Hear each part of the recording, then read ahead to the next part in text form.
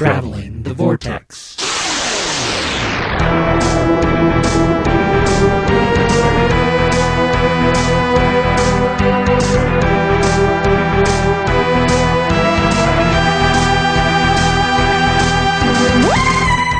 We've joined the Doctor as he travels the Vortex and landed episode number 135. And if you don't like the Sixth Doctor, he will beat you into submission with his charm. I'm Keith. I'm Sean. I'm Glenn. How are you guys? I'm beating Glenn into submission with my charm as we speak. That's not what I call it. Did you guys have a good weekend? / week? I thought of all the things I did before I got here, and I can't remember any of them. I'm getting old. We had a really very fall weekend. We did. It was cool. It was in the 70s. We had a record high-low. Meaning it was the lowest high we've had on record. And this is Saturday. normally, in Kansas, the hottest time of the year. This is the hottest month. Not complaining. No, not I think at all. it's 74, wasn't it? Was that the... I think I never saw a high. And rainy. Record lowest high for June or July. I heard someone describe it as Portlandian weather. Yeah, it's what it's been like. It's like... Not enough rain. Yeah, not enough rain. But it's cloudy, overcast. It was cloudy that sort of overcast. I'm trying to think what I did this It's been week. raining on and off all night tonight. Well, sprinkling. Well, that's Portlandian right there. Oh! Sorry. You got a I have to message. take this. Who is it? What did she say? Well, my son is sick, Oh, again? no. so I think we've got strep again, which he just gets it all the time, so it's kind of become a... Poor Mason. Yeah, we went to the fair. There's why. There's one things There's why. we went. No, we went Tell to him the to quit fair. licking the pigs. Went to the fair yesterday morning, and I particularly took them because they like to look at animals, so I thought they would enjoy that. But they have this thing where you see the big inflatables that they like to go to. Oh, yeah. Kids like to do Bouncing that. castles and They had like whatnot. 6 of them in this little area on the dock. Yeah, I mean dock. I mean it's like a truck loading dock. We don't have lakes here, or rivers, but Water. water. Yeah. But they had like 6 of them set up, and for like $10 you can play all day. Like all day. Wow. Yeah. So I took them out there. Holly had to work yesterday morning, so I took kids there and they played, and then we went in and looked at the ducks and the chickens and the roosters, and then we went to the pancake feed. The 4-H has a pancake feed every year, so we went to the pancake feed for lunch. Oh, this is the one at the expo. Mm-hmm. The Shawnee County Fair. Fair. I drove past that. Yes. I didn't stop. So we ate pancakes, but his tummy was feeling bad yesterday, and then he got sick yesterday, vomiting sick. And then today he started with a sore throat. That's usually how they come. Just whenever he gets strep, it starts in his tummy and then it goes to his throat. So he was sick last night, and obviously he's still having a rough time. So Poor guy. this might be a short podcast, guys. Sean, did you do anything fun? I was trying to think what we did Saturday. We had a very full day, and for the life You helped of a me... friend move. Oh, that's what it was. We helped Corey move, which... How'd that go? It wasn't bad, thankfully. She had some additional muscle show up from... She has quite a few brothers, doesn't she? Well, none of them showed up. Oh, really? None of them. I'm assuming Julian was working. Julian had to work. I don't know how many siblings they have. There's 19 of them, I think, altogether. I lose track. But fortunately, her sister had some people from her church that showed up to help. Oh. And we'd have been sunk without them. Nice. Because I got to stay in the truck and play Tetris by stacking boxes and furniture and figuring things out. And they got to do all the up and down the stairs business, which was pretty awesome for me.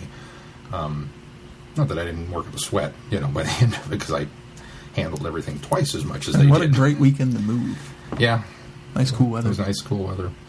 But, so we did that, and I probably got her done in about 2.5 hours, all told, which I was fairly impressed with for the lack of people that were there. And then we kind of stayed and helped her unpack some things, and she actually moved in just 2 doors down from where we're at. Oh, really? Yeah. Oh. So Corey's on the same She's block. on the cul-de-sac. She's on the cul-de-sac. Nice. And then... Does she have a roommate, or is she there? Her sister. Oh, okay. But Shaolin's in Spain, of all places, right now. So she's going to come back. And apparently Corey has to work the day that her plane lands, so she can't pick her up from the airport. So somebody's going to pick her up, and she's not going to know where she lives.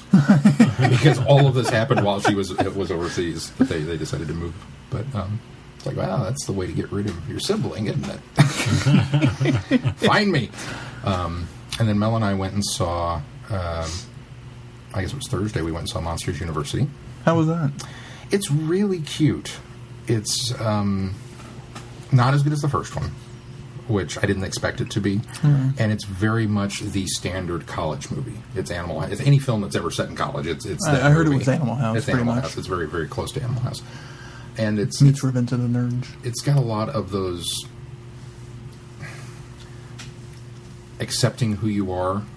It's kind of one of those stories that I'm not sure how I feel about it, because the gist of it is, this is what I want to be, this is what I want to do, and I'm going to strive for it, I'm going to work harder than everybody else for it, but you simply don't have the aptitude to do it. You just can't do it. So you kind of have to accept what you can do. And on the one hand, I appreciate that, it's a learning experience and teaching that, but the rose-colored glasses romantic in me refuses to acknowledge that, because I don't like... You don't like the realistic message? Yeah, I don't like limitations, and so there was a part of me that did not like that. I like that because, and this comes from working in TV news for so many years, is I see so many of these kids come out of college, literally, because we're a starter market. I see so many of these kids come out of college, and they're working hard and they're trying their best. Don't get me wrong. They're but gung-ho. somebody in college or some professor or somebody told them they were good, and they're not. They don't have an aptitude for it. Yeah. And I've seen so many of them come into our business and try to move on and fail. And then they've gone off and done other things because they just couldn't hack it. And I'm afraid that's what's happening is I think colleges are breeding. I think long time ago, colleges either told you whether you're going to make it or not. I don't think they do that anymore. I think they're trying to push those kids out the door, and they say, "Oh, you're good. You're doing great." I think there's a little too much. Oh, and there's also some of the nanny generation of that too. Well, yeah, that's certainly of the true. gimme generation, the entitlements. Well, and I mean, generation. We certainly came off of a generation of parents that every piece of artwork that their child brought home was fantastic and great, which is you're supposed to do that at a young age, but these kids take that to heart. That everything I do is fantastic because mom and dad say so, and then. And the sports events where everybody wins, nobody loses. Oh, it goes back to Flag Day. Yeah. You get a participation badge. What? Yeah. I showed up and I get a prize? This isn't right. Yeah. So I actually respect the fact that they took that tact with. I like the be yourself message. I like the be the best of who you are. Right. Don't push yourself to do something just because, especially if other people want you to do that. It's got a very good it's got a good message, and it ties in very nicely. There's a lot of little things that they did that reference the other film that you go, oh, that's where that came from, and so you're kind of getting that. This is how that began. Moment. Did you guys rewatch Monsters Inc.? We didn't. No. You probably, very easily could, but we just didn't. I just didn't know if you guys did beforehand. Yeah, no, we just didn't have time to beforehand, but we thoroughly enjoyed it. We had a lot of fun, and art. You've seen the previews. Art's kind of the is he the big purple thing? The rainbow shaped whatever he is with feet and the purple. Yeah. The greatest animated sidekick character ever. He was just hysterical. Everything that came out of his mouth. They've got these pain balls that they're lighting up, and you don't want to touch them because they electrocute you and all this kind of stuff. It's an obstacle course, and he just gets glassy eyed and goes, I have to touch them.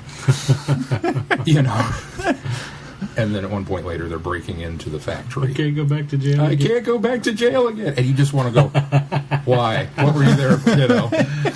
Hi, my name's Art, New Age philosophy major. Thought you might like to keep a dream journal. I loved Art. But yeah, so that was fun. Good. We missed out on seeing the Wolverine. A bunch of guys from work went, and everybody that I've talked to has said it was phenomenal. But I'm poor until payday, so I'm a little worried about it. I've heard that it was. I'm sure anything's better than that last piece. That's what I've heard. One of the reviews I saw was that it was better than the Wolverine Origins, but not by much. Oh no, everybody. But other people, fans that I've seen, love it. So everybody that I've talked to, every piece of feedback anywhere on Facebook has all been they finally got Wolverine right. So I'm kind of excited by it.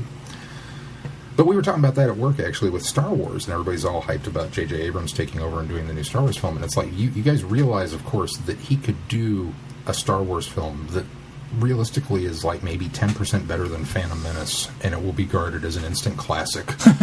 This is true. I mean, isn't that kind of sad and when worrisome? there's a bar. Yeah.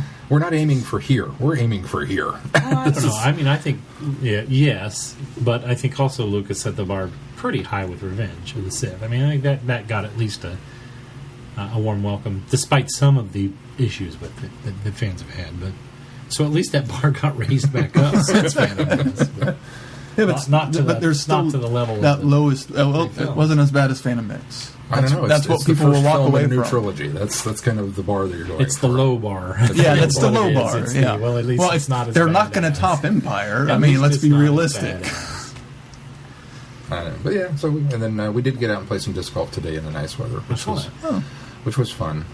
We took Katrina with us, so it took an extra hour and a half to play. She doesn't want to stay in the stroller now. I'm guessing. No. She walks around and carries her frisbee and throws it, and it goes a foot and a half. And she picks it up and She throws throws it. further than Keith sometimes. Then. Hey, I didn't want to say that. But then she likes Keith can throw further than I can. She also likes to turn around and run back to the basket we just played. 'Cause Yeah. she likes the chink noise, so chink. Hey, we all have to applaud. You made it in, and then she can't pull it back out because she keeps trying to pull it through the basket instead of up and over. But That's cute. I picked up a video game from the library. Lego Lord of the Rings. What do you think? I still haven't finished it. I got tired of doing all the stupid quests. I just finished the Balrog the Balrog bit. To roll your R's. So I'm assuming I have like one more story level That's of right, yeah. because I looked at the trophies and there's 18 of them. So for 3 movies that breaks down to 6 story levels apiece. So I'm pretty far into it story wise, Yeah. and I'm resisting. The Balrog was in the first movie. Well, yeah, but I just got it Saturday. But you're not pretty far into it story-wise. You're kind of like halfway through the first movie. No, I'm almost done with the first movie. No, kind of halfway. I don't know. I think you're almost done. The Balrog I think was I at have the one more. 2-hour mark of 3 hours and 20 minutes. So you must have. Yeah, I'm pretty sure I have one story level left I think of the he's first right. movie. I've played it. I've played through the whole story, so I think you might be They right. must have front-loaded a lot of it then. I don't know, but it's been a while because, like I said, I put it It's- down and I pick it back up. Yeah, I don't know how I feel about it yet. It's very different from how it is. I thoroughly enjoyed the story game. The story game, yeah, and that's what I'm doing. I'm not. I allowed myself at first to get distracted by some of the side quests, and I'm like, no, I know how this works. I need to complete the story, unlock all the characters, and then go back and play all the way through again and be done. I'm doing a pretty good job With a so heavy far. sigh in the middle, and the gnashing of teeth and there's- wringing of hands. I just Stupid Lego don't games. know how I feel about the hub. It's yeah, so big. The hub's way too big. And I mean, it's nice at that least you can travel. You can points. quick travel, Yeah, you can make quick but travel. then those quick travel points, the hubs are still rather big around there. Yeah, and I like that you can. Well, there's you find the map stones, and then that can show you. Yeah. That shows you where everything is, which Right. is nice. I haven't done any side you quests still yet. find yourself walking a lot to Well, find to get. I kind of Well, expect like that from Lord of the Rings. games and things. Yeah, that's true. I literally, I still haven't finished it. I bought it months ago, and See, I've got I just, 2 weeks. I played it, and I started it, and I really enjoyed the stories. And See, I'm finding that I don't remember this as well as I thought I did. Well, this is the one that threw me off because the Lego Batman 2 was the first one with actual dialogue in it. Yes. Which I finally bought. Oh wow! That one was so finally much bought fun. it. Once I I'm got kind into of surprised you. Because I'm a completist, so I have to have all of the Lego. I am But excited that but there's you didn't keep the first Marvel. Lego Batman. I sold my copy. Mel still has hers. Okay. So now that we've integrated some stuff, it's kind of like, yeah, it's still there. But yeah, I was very, very upset at Lego Lego Batman. Lego Marvel. Yeah, Lego But there's a Marvel. Lego Very Marvel, excited which looks about cool. But But yeah, so I I think it's that, kind of that funny. threw me off when I mean, it wasn't even so bad that the dialogue is there in Batman, Lego Batman 2. You're not used to it, but suddenly they all it's speak kinda weird. normal. So Yeah. it's a little. It really threw me off in Lord of the Rings because it's actual movie dialogue that I know. Yes. So that's what seemed even weirder to me. In the prologue, I could have sworn I heard Martin Freeman with the young Bilbo when he picks up the ring. I could have sworn it was him. I don't know if it is. I haven't looked, but it sounded kinda cool. very much like him. That they got him to come in and record something for it. Because I don't know why they'd have to, because they probably could have used it from The Hobbit. I mean, they're using dialogue from all the actual films. They didn't re-record it all. Yeah, they just took dialogue from the actual movies. So I don't know how I feel about that. I'm okay with it with Lord of the Rings. I had more of a problem with Batman. See, Lord of the Rings, I'm okay with it because there's a lot of talking in those movies, and you can't exactly translate that as well. Well, that's why they needed it. And then the fact that they're just literally pulling it, they're not changing any dialogue. They're changing what's happening on screen to make it fun, but they're not changing the dialogue. But if you're going to do this, animate some cute little scene and tell it without dialogue. And the reason I have a problem with it, the opposite that you did, is I was fine with it in Batman because it's its own story, an original. They still add the humorous moments in there. Yeah. So it's still Lego-ish. It's still cute and innocent and to a point. I mean, it's edgier than I think most of the games, but they're still the humor, and so the humor is still coupled with the action and then the fact that there's little Legos running around doing all this stuff. With Lord of the Rings, it's all the serious dialogue. They're still doing funny little cute little Lego things, but it's not with the actual real dialogue. Yeah, so that's where it makes it strange. It does have kind of a weird feel to it while playing it. I'm still kind of on the fence on how I feel about it, since I was very much, I don't know if I like this until I got the full Fellowship. Once I got the Fellowship, I was a little more, okay, I'm starting to get the hang of it. Some of the action is awkward, like with Legolas and Gandalf especially. I've found that it's I'm trying to hit something, stop shooting it. You have a staff, use your staff. Yeah. Some of it's frustrating, but that's any also, gameplay. I don't know, have you got Gollum yet? No, I haven't got to him yet. I know there's a trophy to kill Gollum as Gollum. It's so hard. Gollum, the worst part of this whole game is the fact that when Gollum climbs, he can climb. Oh, okay. I was wondering who can do that. All right. Because I've seen those areas. You for some reason, when you go sideways, he wanders. It's not my stick. He wanders and he falls off all the time. So I want to see if you have as much difficulty crawling with him. Because up, I'm fine. It's sideways whenever they do the little L shape and then up. Oh my gosh. So frustrating. I fell so many times. I was like, throw the controller. Oh, great. No. And then climbing up the top of, what was the big mountain? Where Mordor. Climbing to the top of Mount Doom. Mount Doom in Mordor. Yeah. Okay. Climbing to the top of Mount Doom within the map, not in the. This is Geek 101, guys. Come on. Obviously, okay. I've seen all these movies once. I haven't read any of the books. I've never been a big Lord of the Rings fan. I'm not a huge fantasy fan. It's amazing that I like Game of Thrones as much as I do. That's required. I'm not a fantasy guy. Doesn't matter. It's required. I've seen required them. reading. I haven't read them. But so, like the prologue, I didn't remember any of that of the game. I don't remember that from the movie at all. That was one of the few times that they opened a film with a narrative that I went, that totally needed that. Yeah. Because there's a lot of times I'll open a film with a narrative and I'll think, wow, if you're already opening your film with a narrative to tell me the backstory, then this is not going to be a good film because you missed your boat. Exactly. And Roger Ebert said that, and I thought, man, I don't believe you, because if Star Wars opens with a prologue, and I'm okay with that, but the more I see that opening narrative voiceover stuff about this is what happened off screen that we didn't show you, I get very angry because it's like I wanted to see that. But that was one of the first films that I went. But Lord of the Rings, it works. That needed it. Yeah, that needed that. I mean, obviously, they're also covering 1,000 years worth of history in that prologue. So like the Hobbit prologue, I thought worked really well, too. Yeah, but it's not as extensive. Yeah, it's not as epic. Well, no, the Hobbit's not as epic of a story.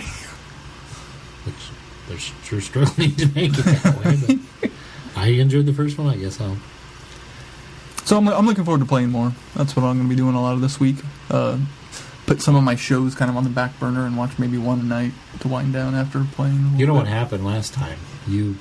I got Batman 2, I got it, and then I dropped off of it. You got it, completed it, and it jived. It just now you're going to pick it back up. I'm going to end up going picking this one back up now too because you're playing it. So. I was tempted to buy it several times because it's only $20, but I'm like, they don't come out at 20. Although luckily they only come out at 40. But it's dropped since then. I'm so it's far been so long since by the time I get to them, they're $20 or cheaper if you buy them used. And I'm like, although what I got? Marvel, I made Marvel. I'm excited. Just for my nephew, I'm going to have to. For Mason too, because Mason he'll load up Batman 2 because he'll sign in my name because I've done 100%. And he has everybody's hero, and so he likes to play it in my name because he can just go play as all these different heroes. So that's what Audie likes to do. He's come over a couple times and he's not happy at Dad's because they're not all unlocked. Have you seen the previews for it? A couple it's of not just that you don't know that it's coming. It's like you've seen the preview. The preview very much makes it look because it's the preview everybody. comes up with the bigger they are, the harder they break, or something like that. Is that the newest one where it's showcasing all the big?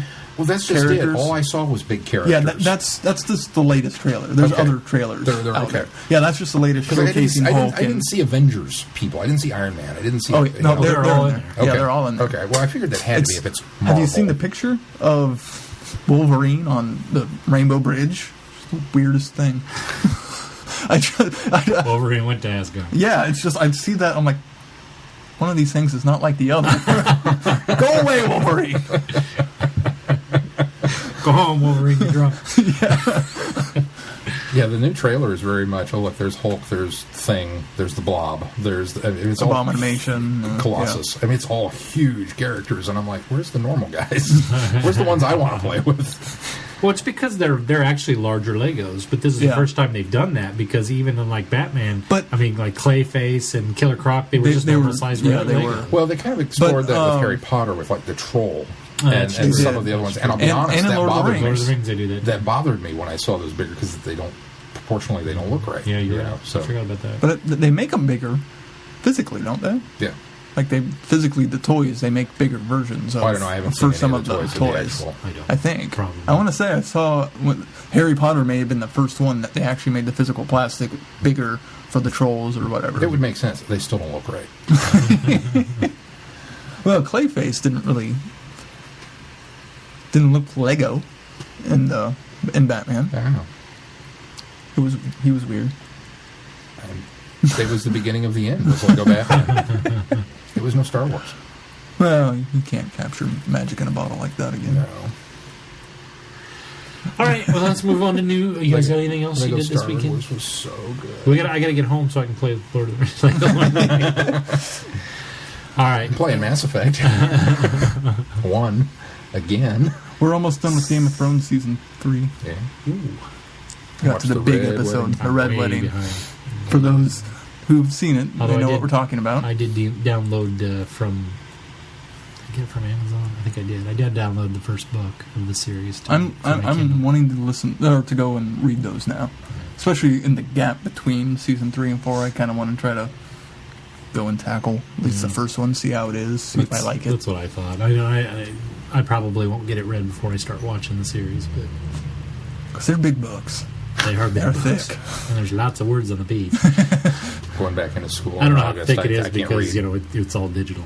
Well, I've picked up copies and look at this file. It's like 4 gigs. The big paperback version instead of the trade paperback because the trade paperback is like 4 inches thick. It's like a Stephen King novel. That was my thing. As I went into Barnes and Noble last week or a week ago, and I thought. I saw the book. They had the books there, and I thought, oh man, I should just buy a regular copy. I haven't read a real book in a long time. And then I thought, no, I'll just download it to my Kindle.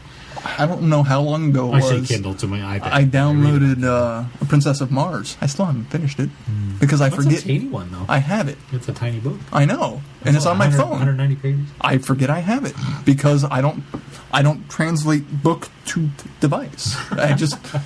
That's my problem. The book's not there, I can't read it. That's my problem. Like comic book I can do on my iPad because it's a visual medium. It's got a screen. I can look at it.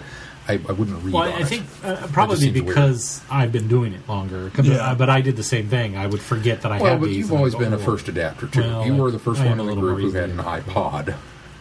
And wow, look, I've got 10,000 songs that I carry with me every day. And movies, because I had the... it's called the classic now, but...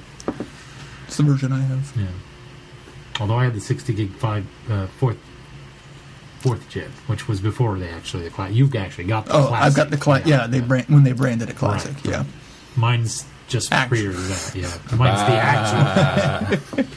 Mine really is a classic, and it's... Okay, this is a fun story. So, just one of my background things that's going on right now is I'm working my way back through the original Battlestar Galactica. Just when I have a moment, and I pull it up on Netflix or pop a disc because I also own it on DVD, and so I just kind of working my way through it. It's a disc drive now. It's a glorified disc drive. And so I was watching an episode, and Mel and Cody kind of came in the room, and they sat down and they were watching with, and Cody goes, "What is this show that you're watching, and why do these guys look horrible?" I mean, this was in the 80s, wasn't it? Look at that hair. That guy looks like a girl. Early 70s. Or late 70s. That's what he said. And so I was explaining it was Battlestar Galactica, and I said, "No, you wouldn't enjoy it." But I said, "You might enjoy the new one." He goes, "Well, what's it about?" So I kind of filled him in a little bit of the story. So I just, here. So I gave him the new Battlestar Galactica miniseries. And I said, "Just watch this." I went to bed. That was at 2 in the morning, I think, Friday night. Friday morning, you mean? Or, yeah. Thursday night. Thursday night. Because it was, yeah. So I went to bed at 2 in the morning Thursday. I got up, and he was abed, asleep. I went to work. I came home, and I don't remember what else was going on. We did something, and I got ready for Who, and I came up for Friday Night Who, and he was watching the last episode of Season 1. He blew through the entire first season in a day. And I said, "So you liked it?" And he just shot me this dagger glare of, "I can't believe you done I can't believe you made me watch this. I can't believe you did this." And it's, of course, if you've seen it, right at the end of Season 1 is right when Adama... And he was like... I was like, "Well, you're going to have to turn it off because we're going to watch Doctor Who." And he just gave me another... So he was burning his way through Season 2 today. So there's a fun story for you. But on the news. Let's move on to news. Those were the days. Mainlining with style. First up, BBC has issued a statement on the Comic-Con trailer availability. Or lack of. The lack of it. Fans have been expressing their disappointment not being able to watch the trailer online, and they said, quote, "This was an exclusive Comic-Con trailer made especially for the Doctor Who 50th panel. It has not been released in the U.S. This world-famous international event is an established platform used by all the major producers. UK fans can look forward to exclusive content over the next few months." That's their official statement. And now, to rebuttal.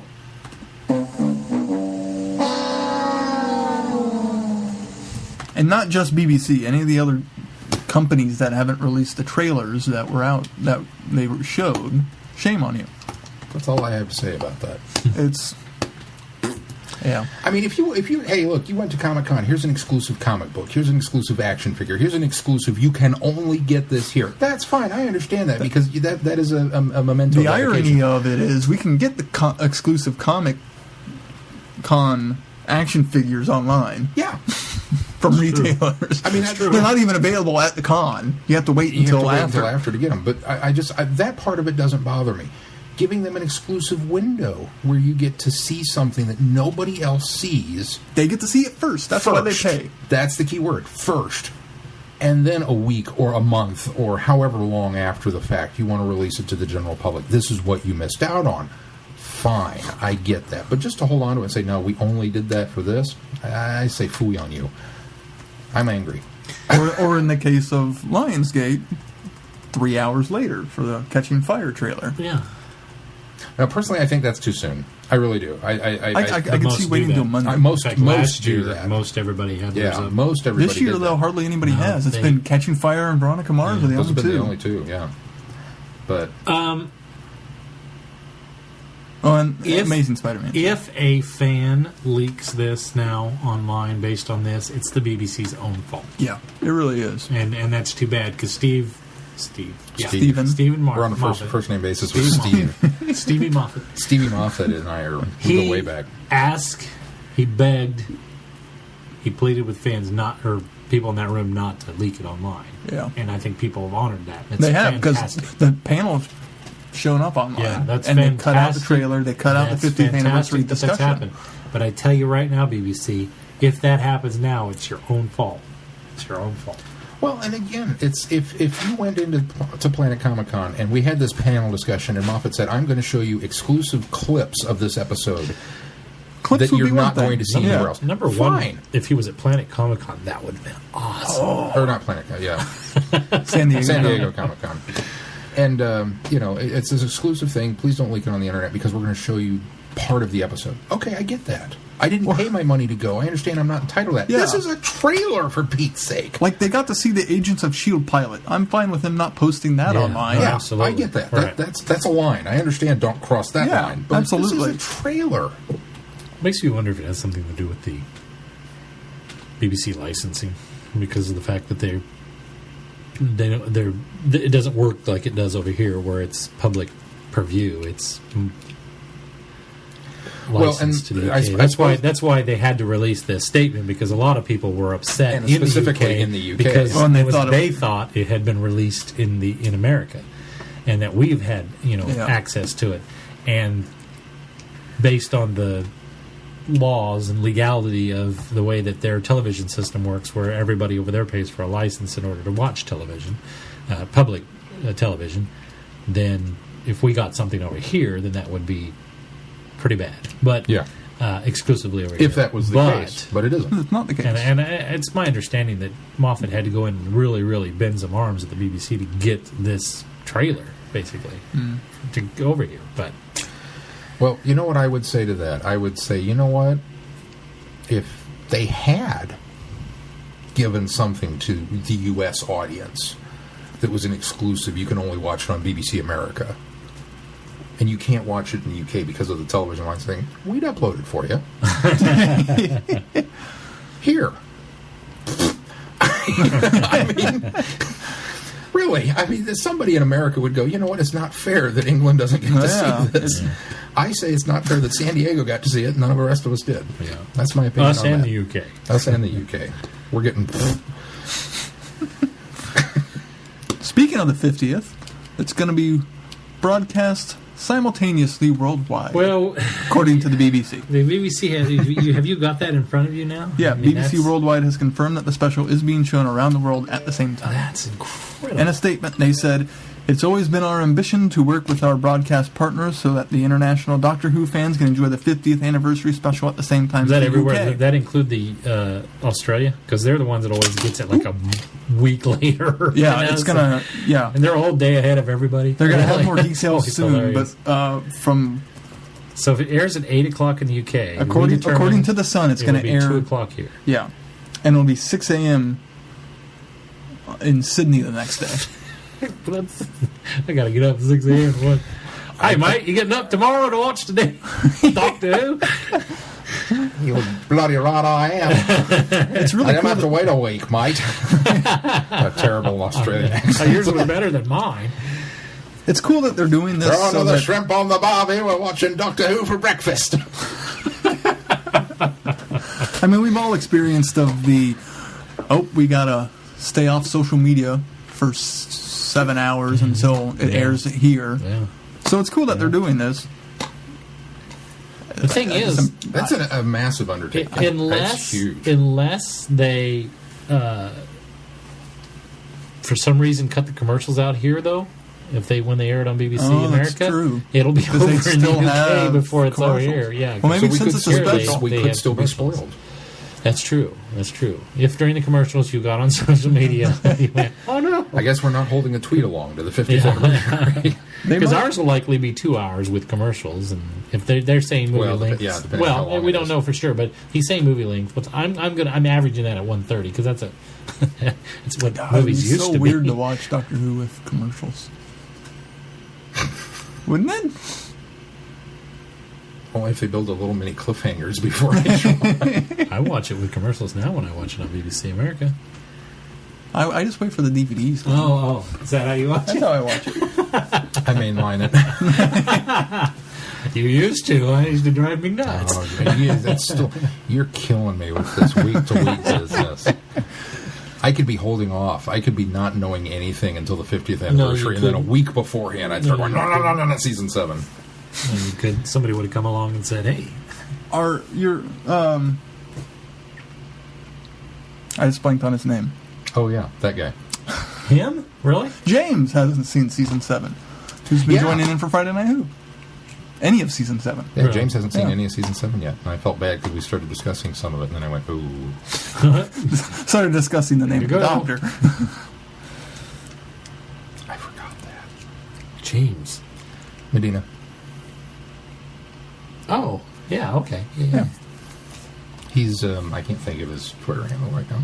He's Tony Stark. I didn't He's Tony realize. Stark I picture. did not realize that was James. That's James. Oh, I'll be darned. Okay. That's why you should come more often. Well, is he at your house? Yeah, he comes over. He comes But your over. house is getting crowded. That's why I've been staying home. Or whatever. No, I'm serious. It's not very comfortable anymore.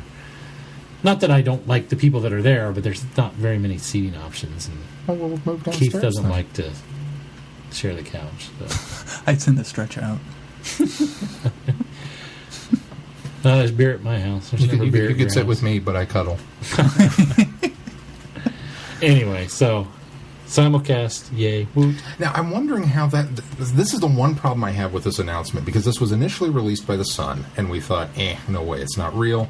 But then BBC confirmed it after The Sun broke it. So now it's like, oh, okay, that's real. How does this play in with their Doctor Who will be played in theaters? Is Good that question. I don't know. Are they- I thought they the same haven't, thing. I thought, when announced does plans. the theater thing happen? Because Are you going to, I show don't something think on we're- free? Are we getting it? And has it been confirmed that it's worldwide theaters? I haven't 'Cause seen it. I still haven't seen anything. I've still only heard that it's in the UK. But still, even if you're in the UK, how does that work? Because I would think that would be, again, part of that special TV licensing thing. Oh, well, it's 3D in theaters, so it doesn't count. Well, they have But 3D on TV, too. Yeah, they have 3D on TV, but they've also done they've done special screenings of the series before it comes out. Now, I don't think they can charge them when they let them see it in the theater. Because think about this, if it's worldwide in 3D theaters, does that mean because once it airs, it's aired. We got to see it for free. Why would you go to the theater and pay for it unless you're a big Doctor Who fan? So That's why they'd you go to the have theater to to pay for it. they'd have to release it early to theaters That's what I'm for it to thinking. make financial sense. But the moment you release it early to theaters, you have now put the genie out there for people to go in and camcord or illegally get a copy and upload it, and you've ruined the surprise for the big, gigantic simulcast. I don't understand how this is all supposed to work. Unless they're simulcasting in theaters too, Ugh. which makes me. I mean, obviously, I don't see it coming here. The logistical undertaking of trying to tackle that. Yeah, I mean, more power to them if Crazy, they can get it to work, but... crazy. And our last bit of news. I'm surprised he's not on your shelf yet. Although he's probably not out yet. Oh, he's not out yet. Oh, he's not. He's not. August something, I bet. August 25th, they're releasing a Doctor Who Mr. Potato Head. I'm still getting this. I haven't seen a punny name for it This yet. is an official Play School Potato Head, right? Yes, it's official Play official School. Play School. Yeah. And it's a Doctor Who. Yes, it's Matt Smith's Doctor, the It's the 11th, with wild- the Fez. Well, Does he have a mop? that's a failing right No, there. he doesn't have a mop. Because if He it's has a Sonic. If it's a true Mr. Potato Head, you ought to be able to open up his back compartment, which should Well- be bigger on the inside than the out. He should have customizable pieces Oh, for all wait. of the Doctors. It's the Mr. Potato Head interpretation of the 11th Doctor, as played by Mash Smith. With removable parts, you can customize the last survivor of Gallifrey to your heart's content. So we don't know what kind of accessories. Like the Vader one, it didn't come with extra stuff. No, he didn't. No, but It was just the helmet. He doesn't regenerate. The Doctor, if it's Doctor Mr. Potato Head, he should come with Doctor Mr. Potato Head. He should come with, It's going to be 16 pounds. he should come with curly hair and a scarf. That's He should come with a heavy piece. 16. I saw what you did there. It's a life-size potato head. It's a real potato. I'm going to call fail on the licensing department for this because it should have been a Potato Head Strax. They're probably testing the waters. If you're going to put something out, it's going to be the Doctor. The water should be boiling. I mean, you get a license, you put the Doctor out, see how that sells, and then you bring out other characters. I mean, So we might they didn't jump into Stormtroopers right true. away. They Vader and then eventually Spider-Man and That's true. So are we going to get a River Song Mrs. Potato Head? maybe. I mean, that to me would be the next logical step. What? No, Would. that's fine. I haven't seen the U.S. release date. I'm assuming it's the same. Speaking of which, this is one of the SDCC exclusives. Oh, the Comic Con. This is the Potato Head is a Comic Con exclusive. Yep. Oh well, it'll be available on every corner retail store next week. No, it won't, unfortunately. That stinks. How much? You said 16 pounds. That's a heavy potato. I don't think I could eat all that at lunch. I need a lot of sour cream for that potato. 16 pounds, that's like $32.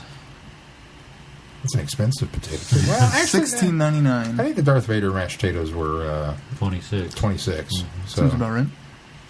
factoring in that I haven't it's seen British, Yeah, $36.99 according to It's not British. I'm sure Play School here in Oh, the United States is making it. eBay has it for $29. just the fact that it's a Doctor Who toy all of a sudden makes it British and expensive. You know how that goes. Exotic. Expensive to us. It's an import. $29.95 according to the movieandtvstore.com. I have a deck of cards that says Doctor Who Fan Club America with the Lionheart logo on it. Why are you charging $49.99? It's an import. That's the way it works. All right. Let's move on to feedback. Are you sure you want to do that? Yep. Okay. Did you get a message? Doctor Who 6 was played by Sawbones Hex with problems and trials that besieged him all the way. This is feedback from rows and rows of the finest Whovians, all writing in to have their say. Doc number 6 really shined in Big Finish stuff, with his companions following right behind.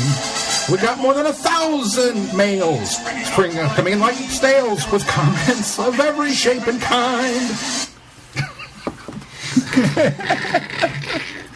You said we have rows and rows, and I thought I pictured rows, not like a row, like a row. rows. It's feedback from rows and rows of the finest Whovians. I thought it was Rose Tyler. Don't be silly. All right. First bit of feedback. Because for Colin Baker's Doctor, what else could you go but the bombastic nature of the Music Man? It's true. Our first bit of feedback comes from Mark. He sent in some audios. Let's take a listen. Hello? Is this working? Hello guys, I'm not sure if you can hear me, as there is a fan on in the background, because the heat is quite hot over here at the moment, which is a nice, change from the usual. So, I've been re-listening to your old episodes lately, while I'm on summer vacation. That's right. Yeah. Summer break, or staycation, is what it basically is, which is a great word which I have learned from you guys. Staycation. We don't really use the word vacation over here in Britain, apart from, the song Vacation by Simple Plan. I don't really think I've ever heard it before. But staycation is a fantastic word, and it's being introduced to my vocabulary, so thank you very much for that one. So, re-listening to your old podcasts, I came across a conversation about Sean's ex-wives and dodging them around Kansas and stuff, and I was in hysterics about how open you guys are about your personal lives, and it's very relatable and very funny, so well done for that. I'm not sure what. Maybe I was trying to hum the How I Met Your Mother theme tune.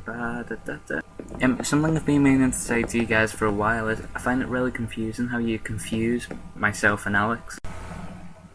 I meant amusing, not confusing.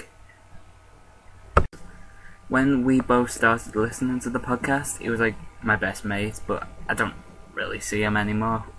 We're both very busy. But I do know why we've both been lacking in feedback lately. I've been having one or two women trouble, and Alex is trekking across India. which I think is rather cool, and I'm quite jealous of him at the moment. Not sure why he's doing it. He's doing it with a group of people, of course, not just by himself. But yeah, he'll be back soon, and I'm sure you'll get feedback about it, all his brilliant experiences. But his friend Adam, my friend Adam, went with him, and he shaved his head. You know, like Shane of Shaun of the Dead, just after he went crazy. Head completely shaved, didn't look right. So, I haven't really sent him feedback since Clara was introduced to the series, and I absolutely love her. And I'm really looking forward to see how her relationship works with the 12th Doctor. I imagine it in, you know, when me and Alex made Doctor Who Reincarnated, when we was planning for the 14th Doctor's regeneration, we was going to introduce a companion named Abigail, who he called Abby. And then when the 14th Doctor became the 15th, he'd address Abby as Abigail. So, you know, those little, you know, differences between the two Doctors, and I really hope Stephen Moffat does it well, because like he said in interviews, one wrong move and the show is over. I'd probably still watch it. I think we all would, but, you know, the show's conquered America now, and from such a little show from, you know, November 22nd, 1963, it's became huge. And I really hope casting does well, and doesn't hire... I was trying to name a bad celebrity, but then yous wouldn't get that reference, and... What's an American... You won't know who Dean Gaffney is. Much more. Okay. Say if Stephen Moffat hires Kim Kardashian to be the next Doctor, the show's over. Actually, I don't think no, I wouldn't watch the show. So just be careful, Moffat. I know you listen to this, so careful. So over here and across the pond, I think the latest news is Princess Catherine has just gone into labour. I don't know if that's as heavily publicised over in America as it is here. I don't really have that much of an interest in it, because I think the royal family is an outdated concept. And I hope government forces aren't listening to this or anything, but I can sense a revolution coming over here in Britain within the next 10-15 years. It's just... the royal family was useful in the 16th, century. Now, I think it needs to go. So I'm going to be spending this summer just being young and finishing series 2 of the sitcom I'm writing at the moment. I've got like 3 scripts to finish, and I'm hoping to do that by the end of the summer. I'm also planning on going to the Doctor Who experience in Cardiff with a few friends, which should be fun, and I'm hoping to get all my films and stuff watched. So it's going to be a good summer. So have a good summer, guys. Don't do anything the Doctor wouldn't do. I need a t-shirt saying that.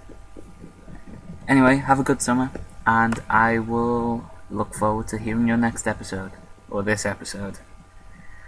Wibbly wobbly. Okay. Thanks, Mark. He also sent in a bit of text with his email. Feedback, EST 1895. 1885, that's the day the Doc went back in time. 1895. Oh, that doesn't work. No, that doesn't work. Dean Gaffney is a bit of a failed actor over here across the pond, but he's only in popular culture of here. Hi guys, I'm thinking of suffering a heat stroke during this feedback. I think I became the leader of a revolution halfway through. Oh, and I said confusing instead of amusing. I think I fixed it. Thanks, guys. Well, we do understand that it's been quite hot over there recently. In fact, we're getting your weather here, and you're getting our weather over there. So I thought it was cute. I'm sorry at your expense Mark and others in the UK, I really thought it was cute when some people were posting, "Oh my gosh, 92 degrees, it's so hot." Oh, aren't you cute? In most Julys, 92 is a low in Kansas. Yes. Not this year, but most years in Kansas, 92 is low. You'll bring it about. Sounds like you have some good plans for summer. I have to say, though, Mark, the only time we talk about personal lives, we really only talk about Sean's personal life. This is true. That's true. Sean's very Don't really open. talk about your ex-wives that much? We have. I'm sorry. Me too. To be fair, I want to say he does bring it up as often as anybody else. Yeah, I think that's true. When you're as What was that? That's my Sims game in the background. you're simming, I am simming. I'm playing The Sims, okay? I am touched by the amount of dedication and attention Focus. you are giving our podcast at this moment. Oh, hey, wait, it's birthday time. I've got to do this. I'm sorry. Oh, no! Oh, I wasn't supposed to hit the cake yet. Oh, you failed. Oh, no, it worked. Okay, never mind. I'm good. Oh, and I got mail, too. You've got mail. Okay, back to Mark. Sorry. And Mark- I had to get that birthday done because I have a goal where I have to have 2 preteens jumping on the bed at the same time. And I only have had 1 preteen for like 6 days. Now I have 2. The toddler just became a preteen. They grew up so fast. They do.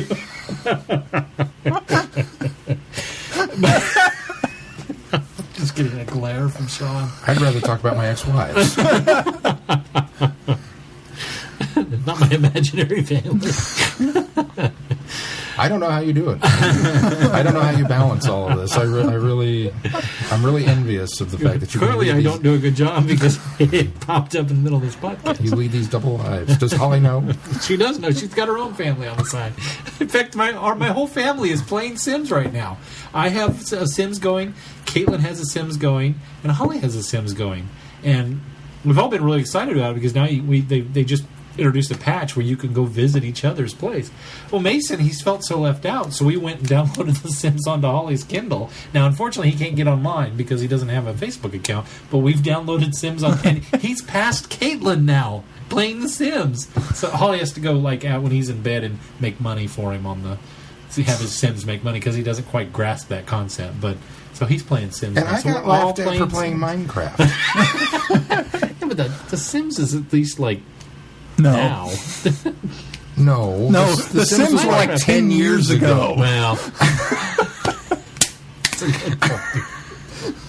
The Sims The is like graphics now. are at least now. That's what I meant. Minecraft graphics really old. But that's part of the charm and the allure. That's the irony of Minecraft. It's part- Irony, I think that's more. It's not charm and allure. It's irony. It's part of the gag. They know what they're doing. So anyway, Mark, it sounds like you're enjoying your staycation. I'm glad we And- were able to introduce a new word to your vocabulary. We got as much news about the baby as you guys did, Oh, probably. gosh, yeah. Oh, Well, yeah. Keith and I in news, I mean, we sit here and watch all this national stuff come in and just all the time, and it's just baby, baby, baby, baby, baby, baby. They were on constant baby watch for like 2 weeks beforehand. Oh my gosh, we got sick of it. And she has had it now. She has had it. We've seen Yes. it. We know the name. It was a V baby. The best Had a big forked lizard tongue that the shot best out of it. meme I ever saw posted on the internet was it's American. It's a shot of the Revolutionary War with George Washington on a horse and he's leading the troops, and the caption says, "We fought and won the American Revolution so that we don't have to care about the royal baby." That's my sentiment exactly. I know that we have Anglophiles that listen, and I know that some of them were very, very excited. I know a had it- particular one that had it queued up and were in fact, she sent feedback this week. may have had it on during Friday Night Food, and I wish them all the best with that. And I'm glad that the baby was born healthy and that everybody's happy. Apparently. And I don't care. Well, okay, Well, it was- congratulations to William and Kate. That's Wait, it's what's- wonderful news for them.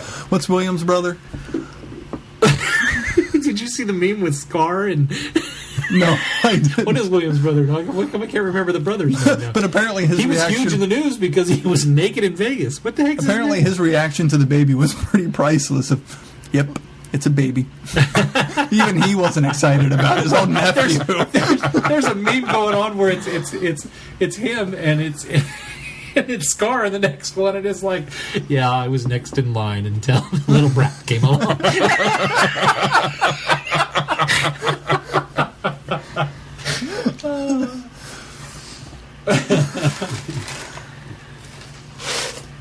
So a revolution's brewing. That ought to be exciting for you. And enjoy the Doctor Who experience. If you're going very soon, maybe you'll run into Brenda. Yeah. Yeah. That would be trippy, wouldn't it? It would be trippy. That'd be really Because cool. by this time next week, she'll be there. Brenda, Mark, Brenda. I've just introduced you to over the podcast. Well, he joined in for Friday Night Who. Well, Brenda didn't know. Mark did. No, Brenda didn't, though, yeah. Yeah. Yeah, Mark was there. Mark was there. With 6 a.m. in the morning. He set a goal 5 to a.m. do in it the morning. all summer. Yeah. All his summer. I don't know when his summer starts, but... Apparently it just started. He's been enjoying it. He's on a tear already. Yeah, it was amazing because he came on earlier in the afternoon, and I think I mentioned something to him, and he said, "Yeah, I'm going to try to be there tonight." And I was like, "Wow, that's great!" Because you're either staying up really super late, or you're setting an alarm and getting up super early. So, Did he say what you did? I didn't ask. I didn't think to ask. He was just. I should there. have. He showed it was up a good. and said, it was a good short he said, episode. "Loading up the to start, DVD now," too. and I thought, "Wow, that's awesome." And I apologize, Mark, because it didn't really register. Yeah, it was just like, oh, hey, Mark's here. Didn't even dawn on me that it might be Dawn over there. It was dawning on him. Yeah.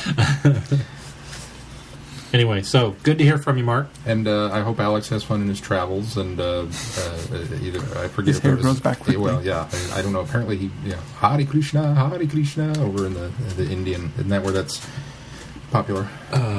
Is Krishna popular in India? Yeah, probably. I think everything's popular in India.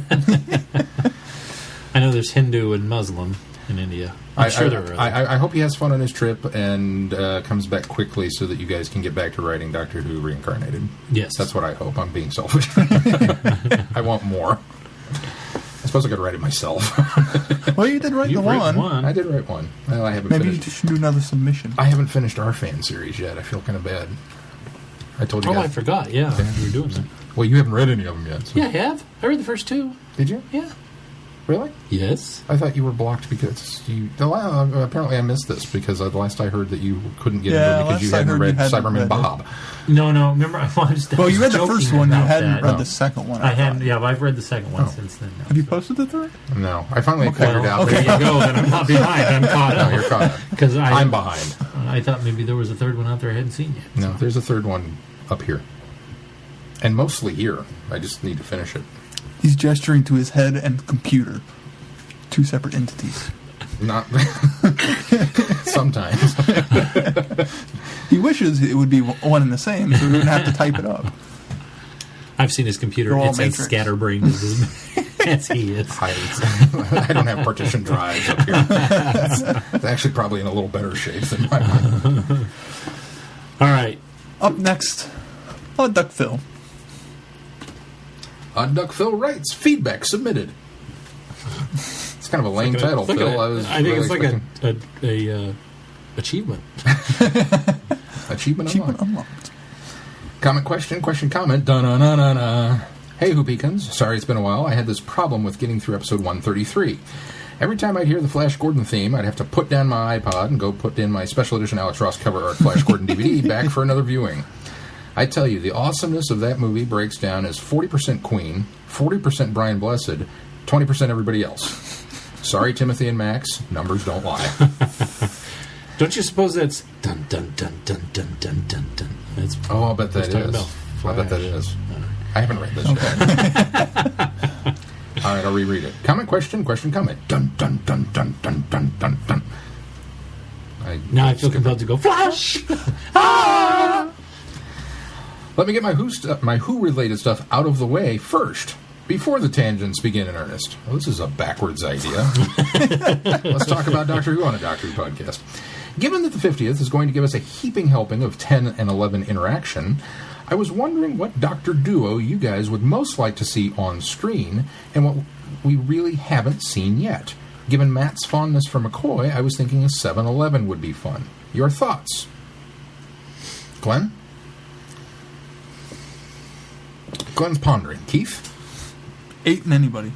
Fair enough. I just want to see 8 back on the screen. 2 and 11 would be cool. 2 and 11 would be... Well, it'd be cool, but they'd be so much alike. It'd be interesting to see how... It'd be really, really cool, the giddiness between the two, because they're so much alike. I want to see 2 and 11 together doing the Abbott and Costello shtick. Like, where he's in the video waving to Amy, that it was actually... That wasn't Abbott and Costello, but... Or no, yeah. No. It was Laurel and Hardy. Yeah, or Laurel and Hardy. Where he's in the video waving to Amy and Rory, but it was actually Patrick Troughton's doctor manning the camera. Like, I want that adventure. I don't know. That'd be fun. 4 and 6. Let's put the bakers together. The 2 bakers together would be interesting. 9 and 6 would be interesting. Purely based on the Big Finish stuff that we've heard, 6 and 7, I think, have such... Yeah. Oh, yeah. 6 and 7 have that same kind of thing had, going yeah. that 2 and 3 had. Yeah. That would be neat. 9 and 6 would be kind of an interesting... That's what I said. Is that what you just said? I'm Yeah. sorry, I didn't... I'm sorry, I wasn't listening. I'm sorry, I wasn't listening to you again. I'm used to it.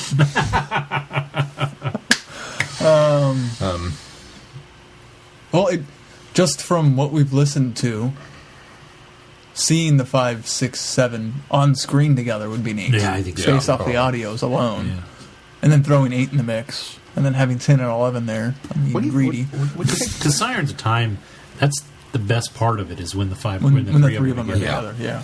What do you think about 1 and 11? What kind of just utter... One with any of them. It's like, I guess we've seen 1 with 2 and 3 and 5.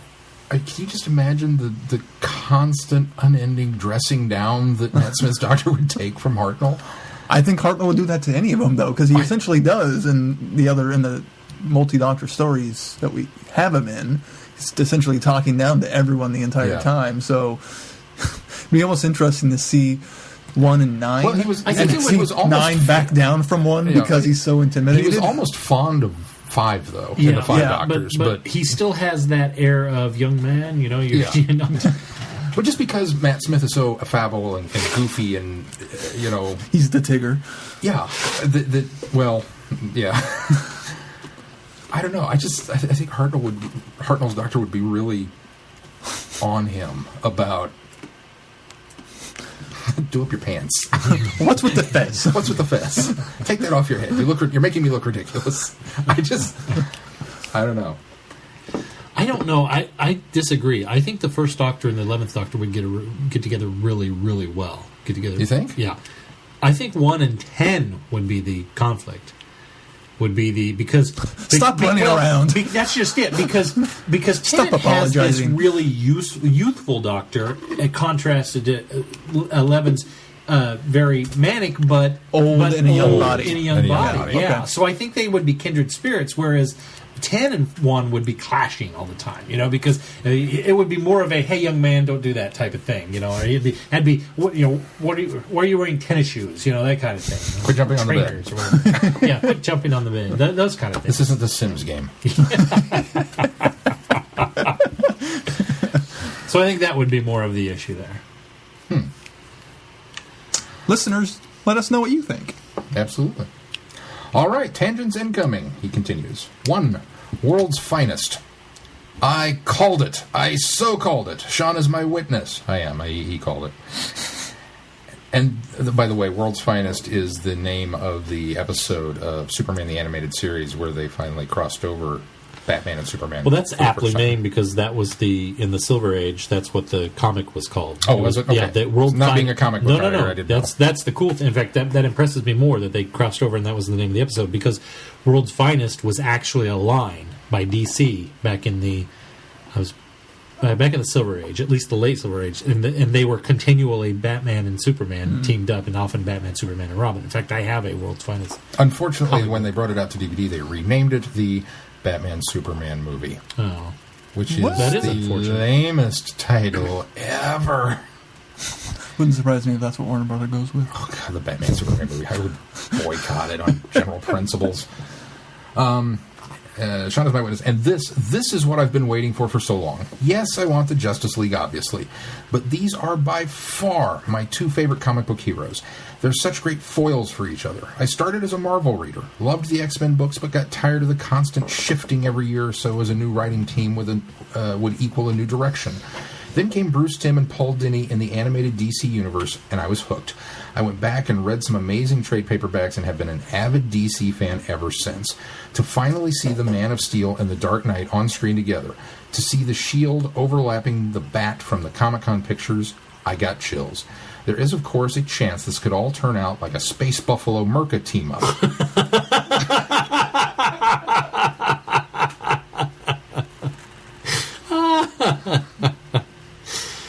Mark? That's who I want to see. That's who I want to see teamed up on screen. The Merca has too much pride to team up with the Space Buffalo. Merca and the Space Buffalo.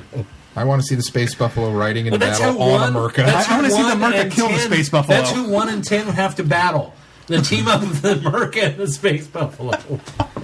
I want to see him saddle the Merca and ride into battle with a lance and a flag. I'm the Space Buffalo. I'm the Space Buffalo. I never went to school. Mark, there's your new assignment. You're on staycation. Create that for us. But I'm going to remain optimistic. I swear I chimed in on this in a previous feedback. Mongol, DC, is a ripoff of Thanos, Marvel, who is a ripoff of Darkseid, there you go. DC. A quote from Thanos creator Jim Starlin. Kirby had done the New Gods, which I thought was terrific. He was over at DC at the time. I came up with some things that were inspired by that. You'd think that Thanos was inspired by Darkseid, but that was not the case when I showed up. In my first Thanos drawings, if he looked like anybody, it was Metron. I had all these different gods and things I wanted to do, which became Thanos and the Titans. Roy Thomas took one look at the guy in the Metron-like chair and said, beef him up. If you're going to steal one of the new gods, at least rip off Darkseid. He's the really good one.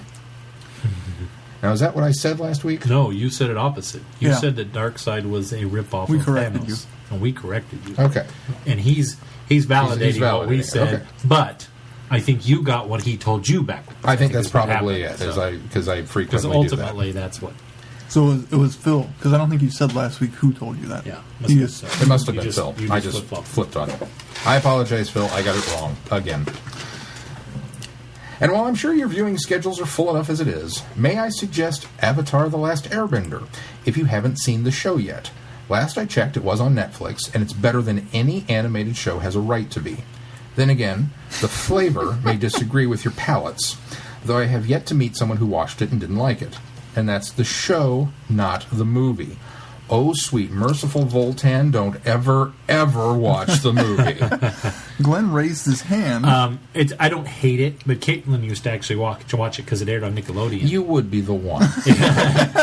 Caitlin watched it. You would be that guy. Caitlin watched it from time to time. We never watched it, continuously, but she watched it from time to time because it aired on Nickelodeon here, and I didn't hate it. It was one of those shows that, unlike some shows she would watch on Nickelodeon that I just couldn't stand, it would be playing and I would be fine with it, but I didn't particularly enjoy the stories, and I didn't think they were very good. Now, that might come from the fact that we were seeing bits and pieces, because it looked very unepisodic. It looks very serial. Yeah. It's very serial. From what and of course, everything that I know about Avatar: The Last Airbender has come from Phil, who has been on me to watch this show for 5 years. But individually, the episodes that I saw were not very enjoyable to me.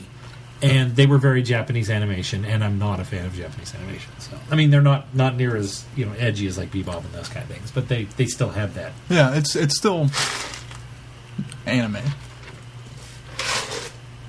Phil, another good one. If you like Tron Legacy, Tron Uprising is phenomenal, and it's the sting of that not getting more episodes is making me not go to any other cartoon shows at the moment. Did they officially say no more? No, they just haven't said anything. It's on hiatus. Yeah, they just it's on an 18-month hiatus. We should look up if that BBC controller is now working for Disney. Wouldn't surprise me. He signs off, Odd Dive, Phil. P.S. Pacific Rim was short on plot, had little character development, and was awash with typical tropes.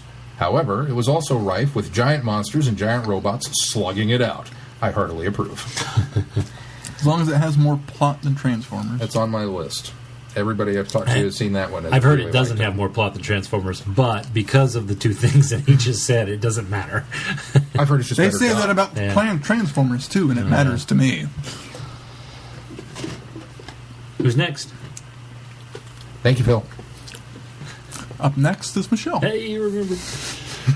Michelle writes, Why do you Fan do that to Expo him if you know what it Canada. Hey guys, just checking in to let you know that the interview went well, and I think I will let.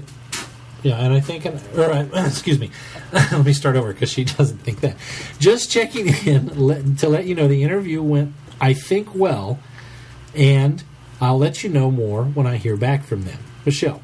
P.S. I wouldn't object if you decided to come up here for the convention, and I would enjoy meeting you if you did. When is the Canada Fan Expo? Like August? 2 weeks. Yeah. Ain't happening, Michelle.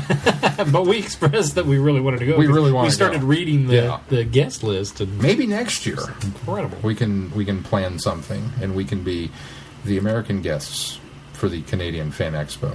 It's August 22nd I'm to sure the they have a lot of 25th. American guests at the Canadian Fan. Well, they but- weren't all Canadians on But that list. I bet they don't have any American Doctor Who podcasts. I bet they do. I bet somebody from Radio Free Scarlet's there. But they're Maybe not an American 'cause they're in podcast, are Edmonton. they? They're in Edmonton. Aren't they all Canadian Radio Free based? Scarlet's Canadian.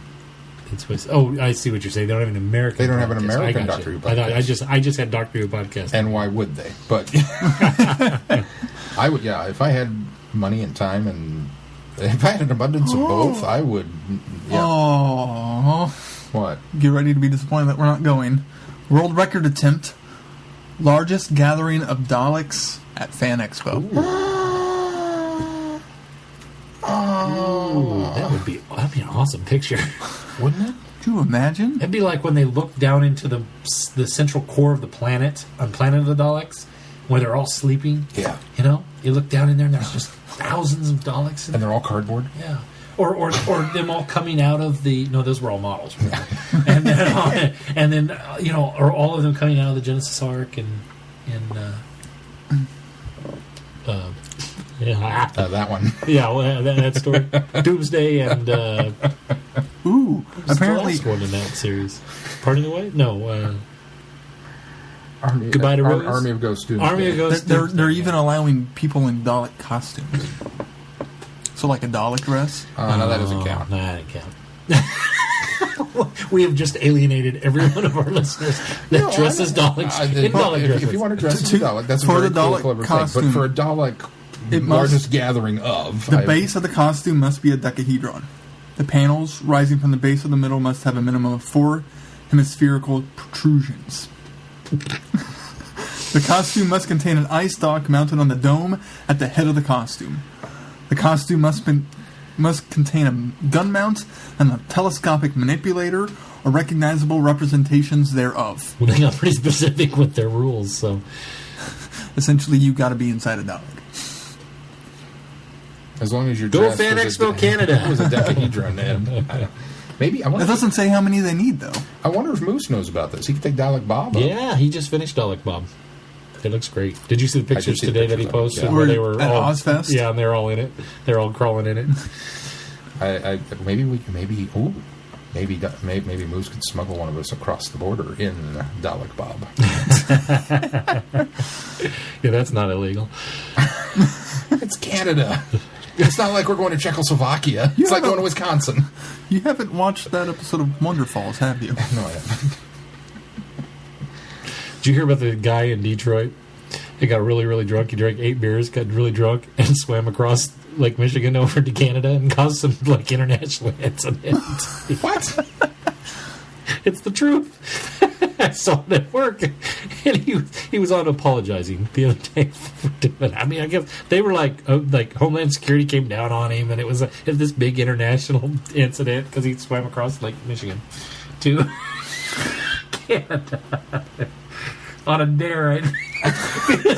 His buddy said he couldn't do it, so at beer 8 he got really, really brave and did, and he made it. How wide is that river? That's a lake. Oh, like It's a great lake. Yeah. I mean, yes, that's you can see Canada from Detroit. From Detroit. You can see it across the... Because when we were flying from Chicago... Still. Out of Chicago, we were over land for a while, and from the plane I couldn't see anything. Or over water, I couldn't see anything. I don't know. Well, if you fly over the big part of it, I think it's big. It's probably the part I was flying over. The big part. I'm just saying that it is a great lake for a reason. Yeah, it's the second... Okay, here we go with the geography again. It's Superior, Ontario, Michigan. So it's the third largest. I think it's of the Great Lakes. I believe that's a stretch. Somebody and yes, I mean he's going from. So if he swam across the water from Detroit, he likely wound up in Winnipeg, Canada, which is across the river there. That part I know. I've been to Winnipeg.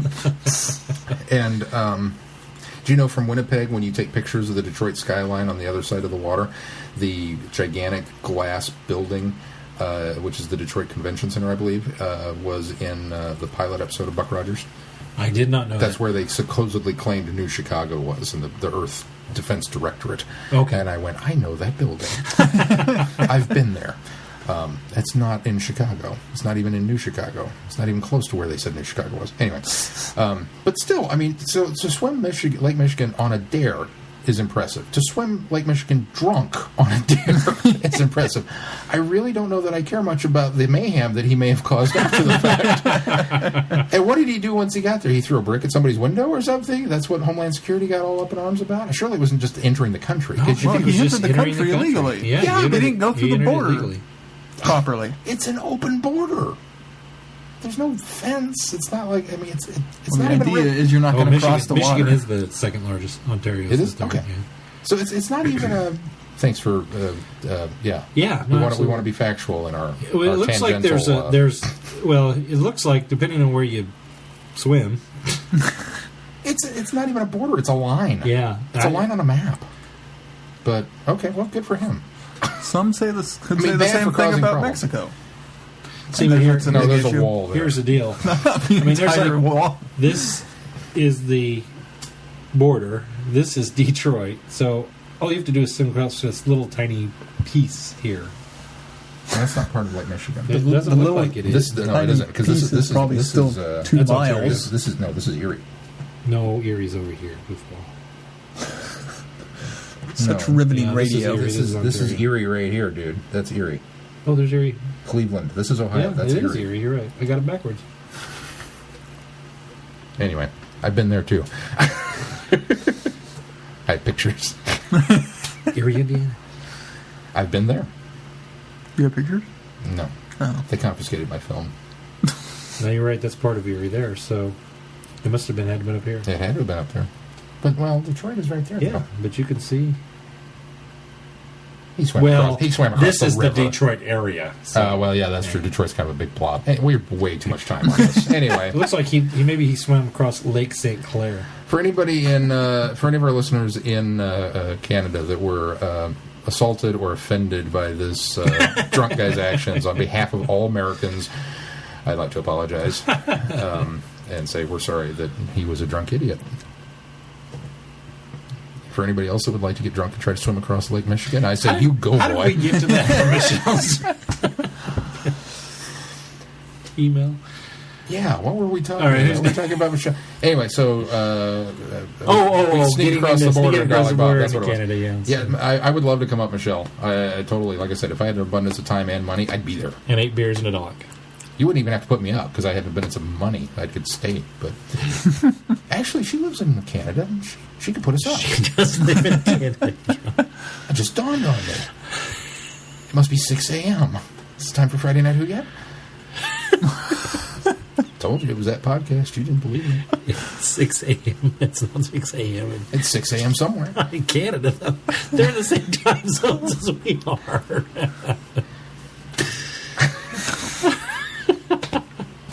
Who's up next, Glenn? I don't know. I've lost track now. You have the notes. I have it. Next up is Chrissy. That's what I thought. Okay. Well, if you thought so, why did you just hurry? Because then you would call me out if I was wrong. You should know better by now. When we get silly, it's best just to press forward. Trials and tribulations. Yes, that's this episode, Chrissy. Dun, dun, dun. I get it. I see what you did there. Dear Vortex Boys, I was intrigued by your brief discussion of how you would structure Trial of a Time Lord. I believe the acronym is more accurately TOATO, not TOTE. Total. I guess that would be true. No. Oh yeah. Trial of a Time Lord is two We're missing words, the L. isn't it? Total. Well, we didn't make that acronym. Whoever sent us that email that called it TOTE. Was it Scott? I think it was Scott. Somebody. So blame Scott, not us. After watching Ultimate Foe, I have a few ideas of how I would do it because it is by no means perfect, though maybe I just give it more credit than most people do. First of all, I would leave the first 8 parts as they are. The way the trial is structured, the Valeyard, being the prosecution, gets to make his case first. Then the Doctor gets to present his defense, which is Terror the Vervoids.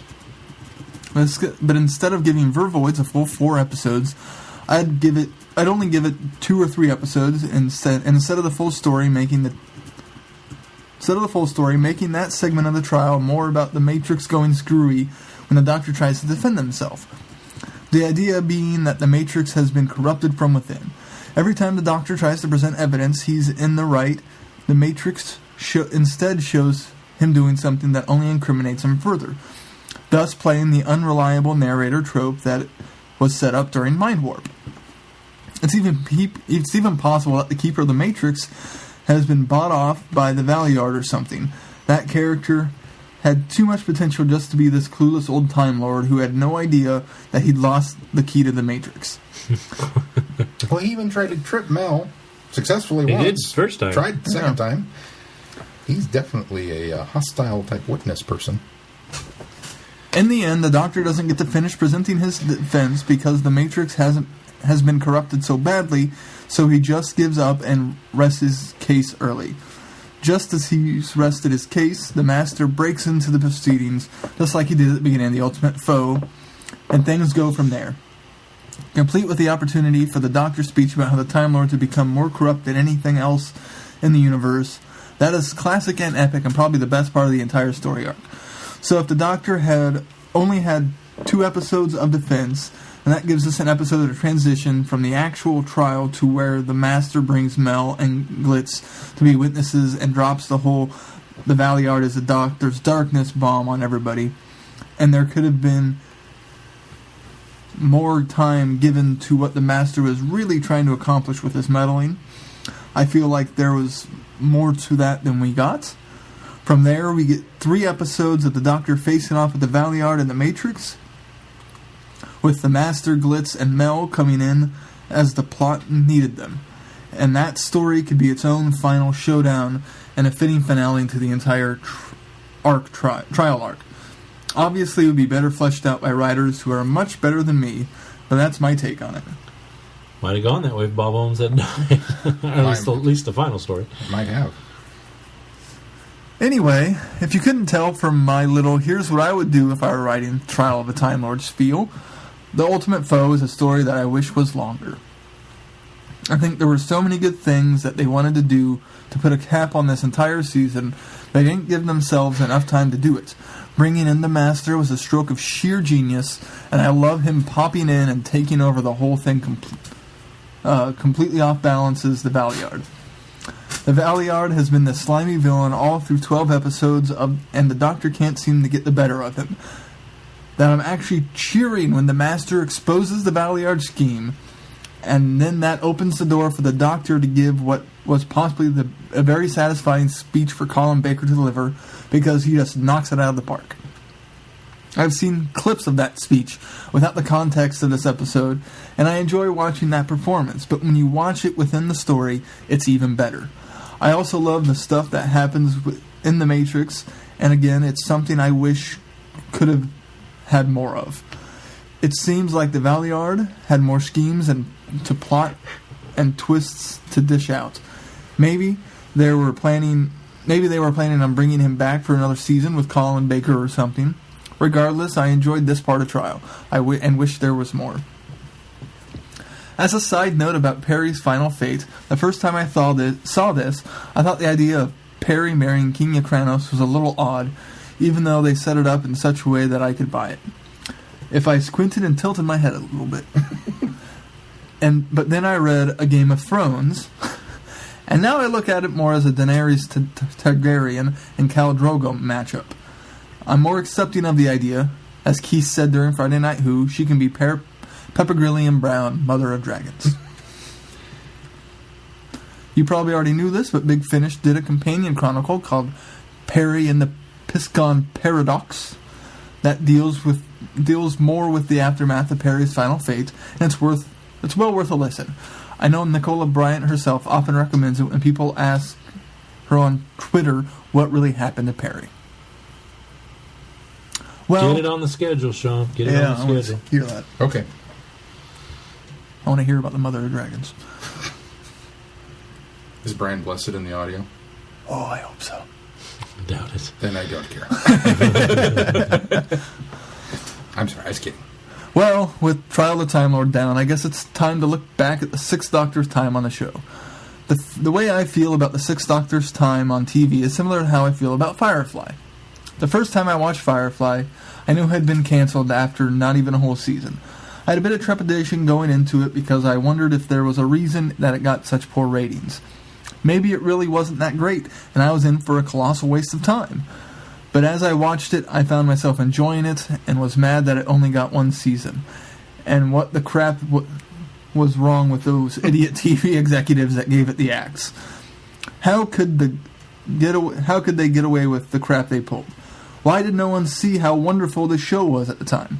That's how I feel about the Sixth Doctor. He was just as good as any of the other Doctors, and he could have gone on for years and years and years.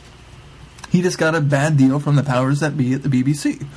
The more I hear about the 80s, the more I think that the BBC was just trying to find excuses to get rid of the show, and the people most involved with Doctor Who bore the brunt of that mean-spiritedness.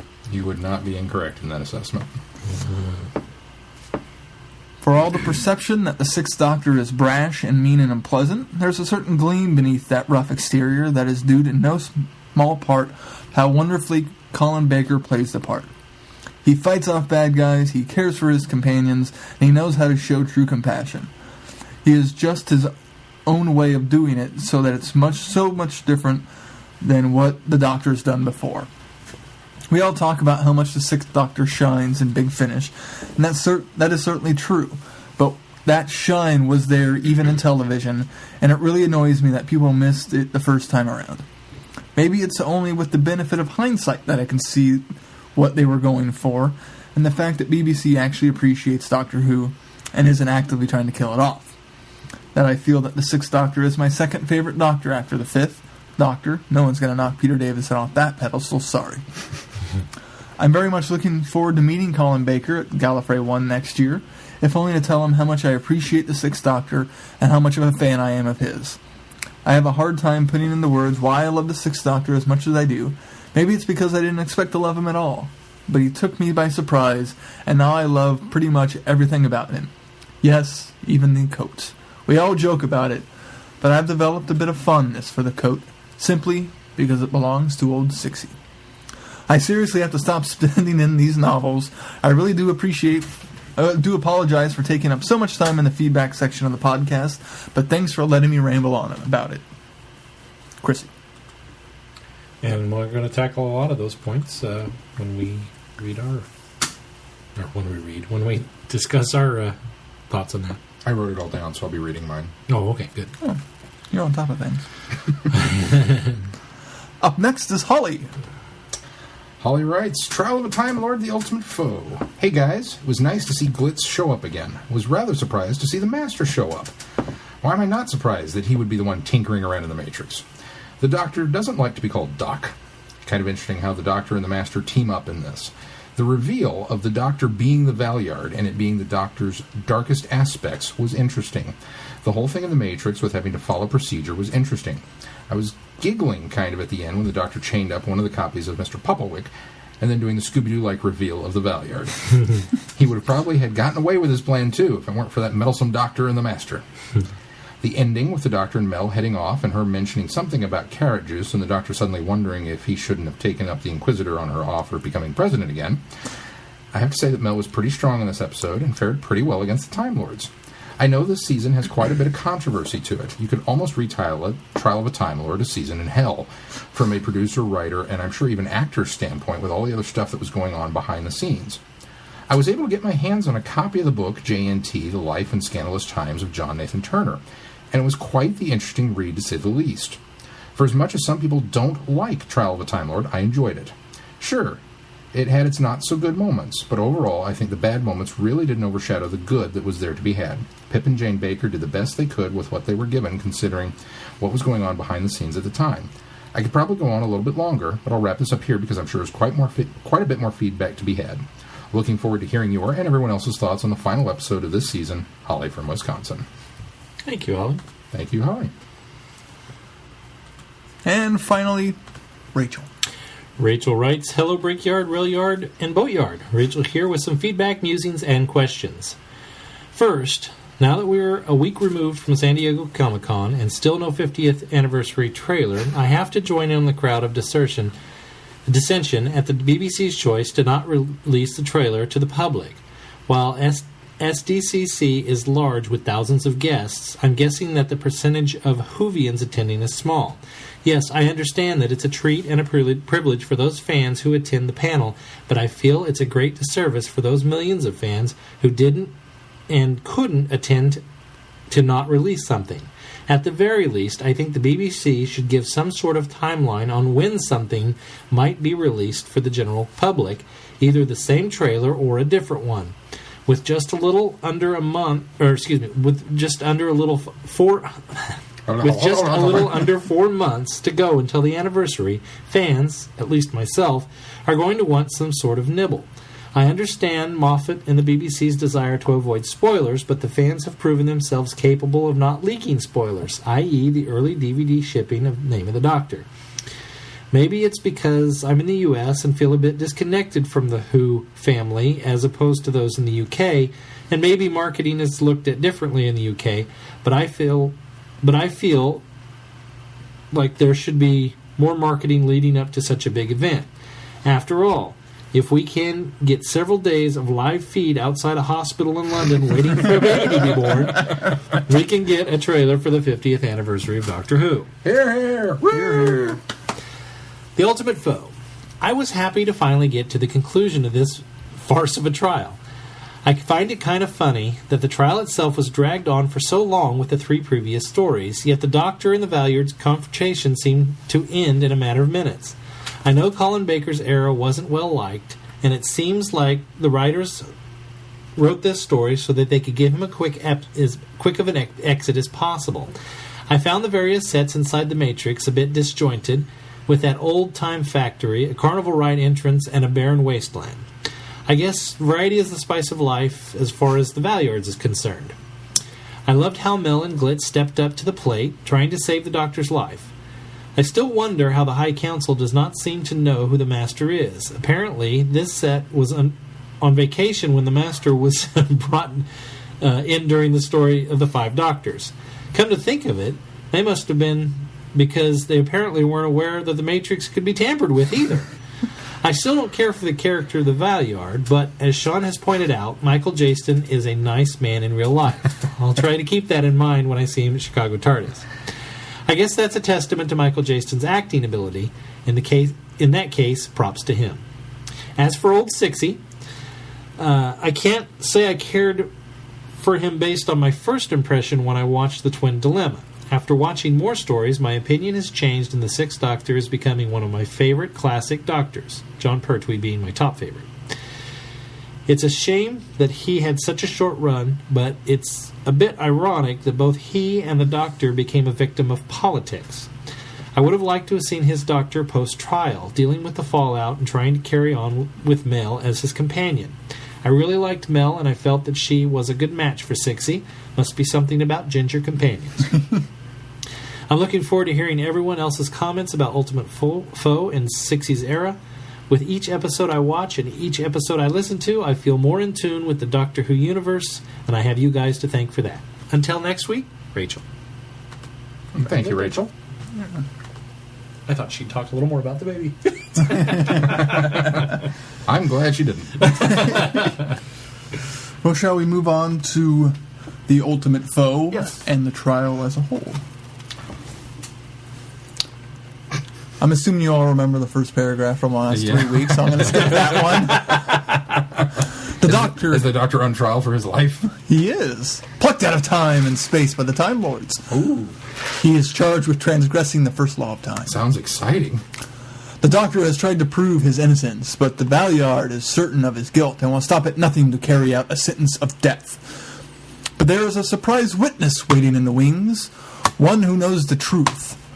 With the trial in disarray, the Doctor flees into the Matrix to confront his enemy, into a nightmarish world of torture and punishment. Trapped within, he will have to fight for his life against the ultimate foe! Dun, dun, dun. Yeah. And it kills me to do that. This is very much one of those that I want to like, and it does so much right, There's a lot of but it doesn't congeal. We'll jump right in there and say it. I think because it's only half written. I mean, it's one story written by two different people, and Pip and Jane Baker came back. No, that's not Pip and Jane Baker. They're Baker as well. It just dawned on me. I've been saying it for years. Okay, so Pip and Jane Baker came back and wrote this as a favor because essentially Robert Holmes died. Or was sick. Well, he died before they finished writing Okay. this because he and Eric Sayward were writing it together. And Eric Sayward wrote a version that he thought was essentially true to what Bob Holmes was writing. And unfortunately, the way that it ended, J&T didn't want to go that direction with it. So there was some legal issues with it, and they brought Pip and Jane in, who had no idea what was going on, and said... And J&T said, I can't tell you anything about what was written before. I can give you... He gave him the first story, that obviously, so that they could go from there. It says Robert Holmes was originally commissioned to write the 2 episodes. However, he died from chronic liver ailment after completing a draft of the first and leaving nothing beyond a plot outline of the second. Right. So they came back. They came in, and I think they sufficiently, for coming in and just having the first script and having to finish it, they did a fine job. But that's where it falls down is it becomes weak because there's one thought going on, and then somebody finishing that thought, and they unfortunately couldn't be on the same page. Now, they did a fine job with what they did, what they had, but I think that's why it sort of falls down, is because it's two sides of This that is coin. interesting. I didn't know this. Series script editor Eric Sayward resigned around this time due to disagreements with John Nathan Turner. Well, that's why that's why he resigned, because J&T did not want to make the story that he had written. But agreed to write the final episode based on Holmes' outline and also rewrite Holmes' draft to tie the two together, for which he was credited as script editor. The original ending to this segment, and indeed the whole trial and possibly the series, would have seen the Doctor and the Valeyard in an inconclusive cliffhanger, both seemingly plunging into a void to their deaths as an extra hook. However, John Nathan Turner felt this was too downbeat and believed that it was important that the season did not end on an inconclusive note, since it was important after the hiatus to prove the series was back in business. You didn't watch Trial and Tribulations, did you? Sayward refused to change the ending and withdrew permission to use his script very late in the day, by which point the production team had been assembled. The segment was already entering rehearsals. That's when J&T commissioned Pip and Jane Baker to write a replacement final episode. For copyright reasons, they could not be told anything of the content. Wow. Yeah. Huh. Yeah, that's and J&T.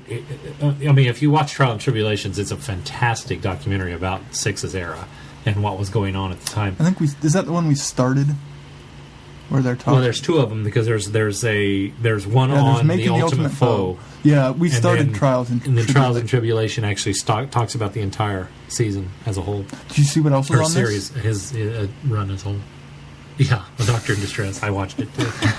I made sure to make Sean watch that. Oh, yes. Yeah, so I mean, that's why. I mean, right there, without going into too much of the history, that's why I wasn't going into too much of it there, but watch Trials and Tribulations if you're interested in more of that, because it's a really fascinating documentary. But because you have these two different stories, I mean, not even two different.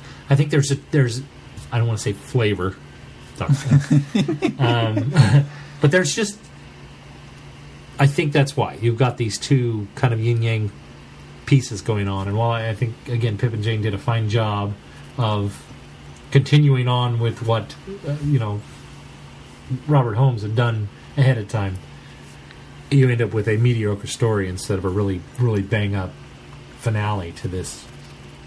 Well, and it's one more example maybe of the too many cooks in the kitchen kind of attitude that was going on at the BBC and Doctor Who in this particular time frame, that just they needed of all the stories to put out there to show that yes, we're back in business. I love the idea of the trial. I think that's a great concept, and I like the idea that you're doing this, and everything about the trial I think is very well done. But you needed to hit that home run at the end. And whether because it's only 2 parts, or because we spent too much mucking about with mind warp and vervoids and stuff that we should have developed a little bit more, or because of Sayward leaving, or Baker dying, or Holmes dying, whatever else was going on, we muddled through with this is what we've got. We can't fix it. We can't do what we want to do with it. Yeah. And we're kind of stuck with this. And it's unfortunate because there's so much. I mean, the revelation of the Valeyard is fantastic, and the idea of the Master coming in, and that all these different elements are at play to once again paint how bad the Time Lords are. Which is great. Yeah. And that speech is phenomenal. Oh, it's a phenomenal speech. And on the one hand, I kind of like the Matrix segments because they are very reminiscent of what we got in Deadly Assassin. Yeah. It's a lot of the same kind of flavor, if you will, of that. On the other hand, I get very disappointed with, well, we're in the Matrix and you gave us a toy factory. I mean, it looks like the Joker's hideout. Yeah. I mean, really, it could have been an old-time historical, Dickens and Edwardian. Well, we've got this kind of gorgeous feel to it. castle, and then, like somebody said, this carnival facade on the outside of the main It just door. seems weird. It just seems weird. And then the location scouting. Hey, look, we got a rock quarry! Yay! Well, yeah, I'm okay with that. And in fact, I think they did a fantastic job with where they dug out and created the quicksand. That looked great. Yeah, they did. Wonderful job. And that's the part that really made me feel more reminiscent of Deadly Assassin. Because, there's that scene in Deadly Assassin where he's walking through looks like a great expanse of rock. There's desert and rock and marshland and all those different Yeah, environments. and he wipes it away and sees the clown and all that. That's the part that made me think of it. Not the carnival, not the castle. Yeah. And maybe, again, it's just because Earth is the Doctor's favorite planet and the Valeyard is, at his core, still some part of the Doctor, that most of what his Matrix looks like is still Earth borrowed. That he's taking elements from that.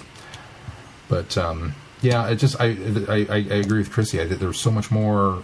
I didn't really get a feel for what the Master was wanting to do, or why he was. I mean, it's one thing to step into the trial and say, "I'm not going to give you the satisfaction of killing the Doctor because I want to do it." Well. I get that, Yeah. But then he was okay with that happening if. But that was an added bonus for him. He had another scheme going on. There's a sub story going on there too, because he's trying to incite a riot or a revolution on Gallifrey too. You caught that, right? I caught that. Well, there was one going on. Yeah. Well, it's because the beauty of this is Terrence Dicks hammers a lot of what's going on out in the Eighth Doctors, because this is where the Eighth Doctor meets up with Six in the Eighth Doctors is during the trial. And so I remember you saying that when you did a lot your of book review. that is happening on the planet or on Gallifrey itself is hammered out. But that's the idea, is that by showing the corruption and the of the Time Lords and the corrupting of the Matrix and everything, that the basically the working class of Gallifrey would rise up and overthrow the Time Lords. And ultimately, the Master, I think, at that point thinks he'll seat himself then as the head of them and be able to. He's really trying to create chaos in Gallifrey so that he can step in and do something next. Now, so that is there, but it's not punched home. And I think maybe that was probably more so in Holmes's idea of where this would go. And unfortunately, that kind of got swept aside, and it became more of this, just, the challenge that you get the impression that the Master's there to help the Doctor because he doesn't like the Valeyard, because he's the one that wants to dispatch of the Doctor eventually. But then you never really get that, the Master and the Doctor working together as much as they possibly could have in a story, and so that you're like you have that reluctancy to root for the Master. I didn't have that reluctancy to root for the Master, or even root for the Master in generally, because you couldn't tell his motives and his motivations, right? And they well, weren't because they even weren't when they get into the Matrix, the first thing the Master does is brainwash him, hypnotize him, right. and then use him to go get the we're going to send him out here as bait for the Valiard so that I can steal the Gallifreyan secrets. Right. But if you're in the Matrix, wouldn't you theoretically already have access to those? You would think, except for you get the impression, at least I think that's what they're trying to convey, is that where what was the guy's name that he was disguised? The Valiard was disguised as him. Me and Fan or whatever. Me and Fan About Town called him Onslow because he was Onslow in Keeping Up Appearances. But that was the Onslow. That's the Onslow joke. Yeah. Onslow. Popplewick. Yeah, so Popplewick. I get the impression that that's kind of the maybe the central core is where he's at, and that's why within the Matrix, I mean, there's still going to be some sort of a structure of data, and that's where that's at. So he has to get into there, and that's why he has to draw Onslow away, or the Valiard, I suppose, because we find out later that it's the Valiard. But I don't know. I don't hate this story. This isn't a mind warp. This is one of those. Wow, I wish they could have done this better. It's you see the missed opportunities everywhere. Yeah, I think so. Yeah. One of which I think is the Valiard is such an interesting nemesis until he's revealed, and then he runs off and becomes the Master 2.0. And that's where I don't like the Valiard. Yeah, he's very masterish. He doesn't. He just goes off and becomes another egomaniacal villain of Doctor Who variety. He's not, especially if he's supposed to be the future version of the Doctor, the dark part. I want him acting outside differently than a typical villain. And it could have been anybody doing that. Yeah. It could have been the Master. It could have been the Ronnie. It could have been anybody. And does that make... It could have been Omega. I think and does that make the Master's motivation for kind of quote-unquote helping the Doctor, that he's more in it just because he would feel threatened by the Valiard if the Valiard was able to get a hold of these other regenerations and be as evil as... And that's something I also don't quite understand is, okay, so the Valiard's doing all of this to get his past version's future regenerations? Yes. So he would have got regeneration 7, 8, 9, 10, 11, and 12. Yeah. The weird thing about it is... But wouldn't that also cause an issue to... They don't explain that well enough. Well, they don't. Yeah. That's the problem, because they refer to him as a amalgamation of your dark side, of your hidden dark secrets. So it doesn't even validate that he's a regeneration of the Doctor. He's some sort of amalgamation in between. He's almost like a split personality. Yeah, exactly. And it's almost... It's almost what I wonder that if we're going to explore that same kind of concept with John Hurt's Doctor, that he's not really a full-fledged Doctor. And it's also interesting that they say between 12th and final. They don't say 12th and 13th. So it kind of lends to the idea that 13 isn't necessarily the final. Oh, for Pete's sake. 13 is in. 13 is done. 13 I don't know. is You done. keep pushing that. Now, I think they'll fix that eventually, but you're trying to retcon it too much. I'm just saying it's... I say just let it happen, Keith. They're not going to... I don't think you have to fix it, because I think they will fix it. I mean, this is too popular of a show right now. Tom Baker said it, and I think here's the fascinating thing Paul McGann says it in Doctor Who the movie. Time Lord has 13 lives. Period. Of course, we haven't been to that Sarah Jane where... That's true. That's coming up. That's coming up. Where this entire thing really started. It's also a joke. Yeah. And whether you want to believe that Russell T. Davies' comments when he said it was a joke, or it's a joke, or if you want to take it as spin-off media, which isn't canon, it doesn't matter. In the show proper, they said 13 is 13. 13 is 13. Until Stephen Moffat or somebody else comes out and tells me this is how we got around that. I think that once you've explained it, I'm okay with it. The thing that... I'm with you, Sean. The thing that I think I find interesting is that if John Hurt's Doctor is a true incarnation of the Doctor, one of the generations, yes, And that pushes everybody That pushes down. everybody ahead. So That means if he's that 9, means whatever Eccleston's 10. whatever the Valuard I can't say his name now, exists, it's within the Matt Smith and whoever our next announcement is. It's pushed What if they everything announce forward. Michael Jaston as the next Doctor? Mind A blown. little too old to play himself. No, But that would be kind of cool. that would be awesome. Because he'd be going back to an yes.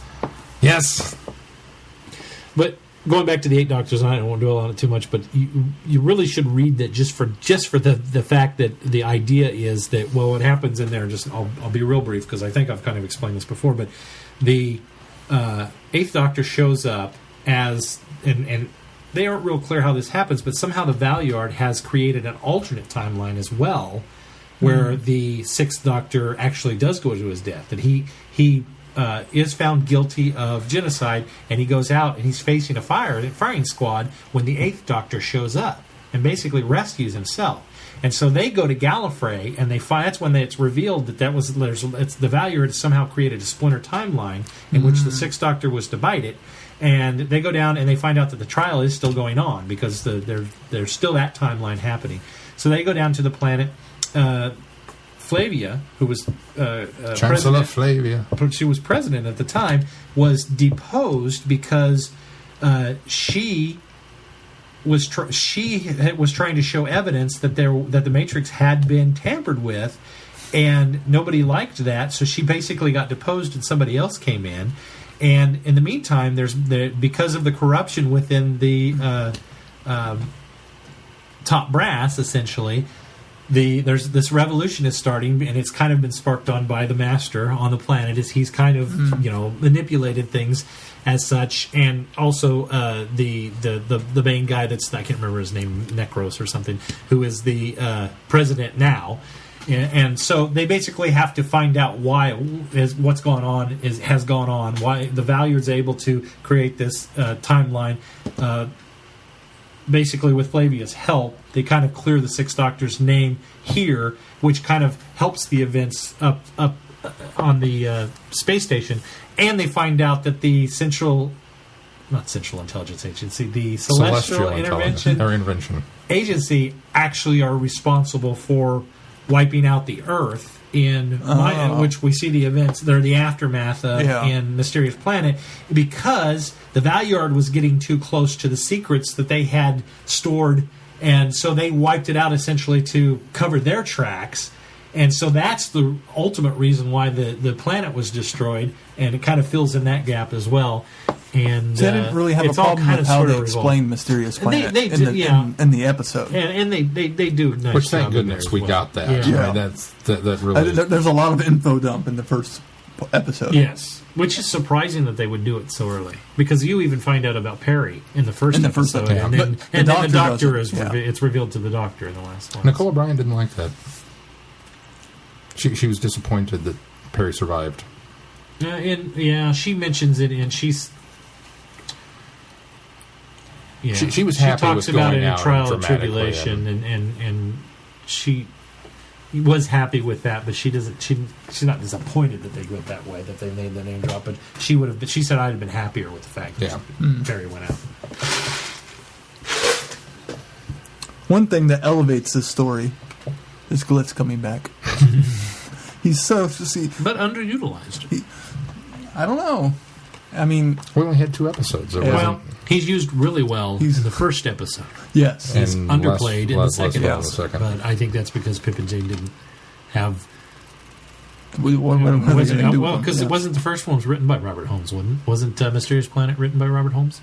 Yes. Yeah. So I mean, he had probably it's a Captain Jack thing. Moffat creates Captain Jack, and you kind of have a love for that character, but somebody else comes and steers it in a different direction. So I don't know. Like I said, there's so much that I think overall it makes the trial work. It is a fitting end for it, but as with so many of these Doctor Who stories, I wish we'd have gotten a little bit better thought out. This is where we're going with this overall arc. And admittedly, there were production problems. We couldn't get there from here.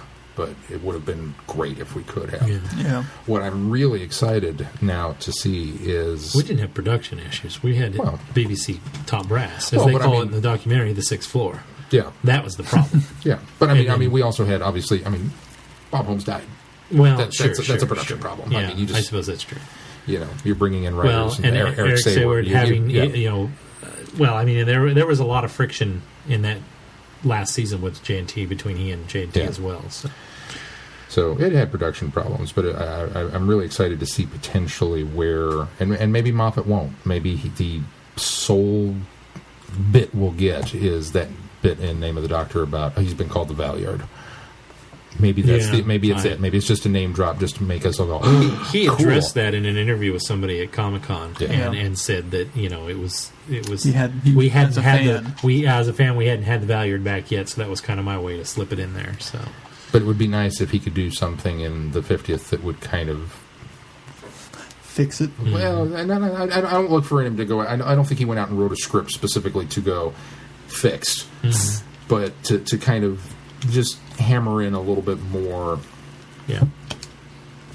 patching. Yeah. It definitely needs a patch, I think. What about the end, where so Mel is a future companion, and we bring her back to the Doctor's present, and they sail off together, but he hasn't met her yet. How does that work? well, or was that actually the first meeting of Mel, that he meets her after he's met her? And I have read That's a good question. I have read some media where there is a meeting eventually, and the idea was when they're going off together, he's basically taking her back to where she is. And within the real time stream before the Master dropped her. Exactly. Okay. So that then fixes that. They can meet each other later at an appropriate time, or earlier at appropriate time as well. I don't know. Because I would assume then, and I think I knew this because I think I looked it up at one point, but then the Doctor and Evelyn stories take place after he drops Mel off. No, it's pre-Mel. Right. After he drops Mel he drops off, her. Right. but after Perry. Right, Before correct. he meets Mel proper. Correct. Okay. Yeah, it goes. It technically goes Perry, Evelyn, Mel, but he had the quasi adventure with Mel early, which not even much because she was just in the Matrix with him, and it was Ultimate Foal is really the only one because Terror of Vervoid still does take place in his future, so Right. post Evelyn. And I didn't think about this at the time, but when we reviewed the Sixth Doctor comic from IDW, and Perry's asking about Frobisher, and he goes, he pops in from time to time, and he does this, and we have adventures, and blah, blah, blah. And at one point he was trying to kill me. Okay, now wait a minute, because if we start with Perry, because Perry was for 5, into 6, so when did Frobisher show up? Because he would have been with Perry. Yeah, when that's a good he point. We'd have had to have dropped Perry. Perry was off doing something, and then he had an adventure with Frobisher, and then he picked Perry back up. That's the only thing I could She was shopping. I don't know. That's a good question, Adam. Maybe she was getting swim lessons. That might have been addressed in the comics, where Frobisher plays most of his role, although there are some big finish. I don't know. I'm really curious now to get into that.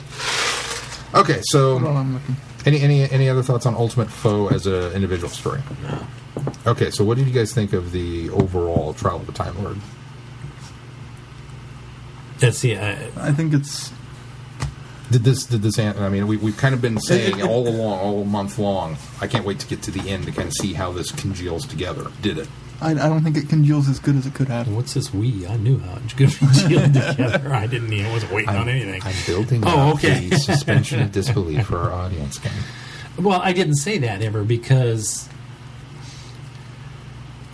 I didn't say it because I knew that it does wrap it up in a nice little bow. Not a nice little bow, kind of a scraggly bow, but it does wrap it up. Kind of a and blue- I've been blue saying and that white all. polka dot I've been bow. saying that all along. That it wraps it up. The things are alluded to, and it doesn't fix the problems that I have with Mind Warp. It doesn't fix the problems that I have with some of the problems I have with Vervoids. It doesn't fit.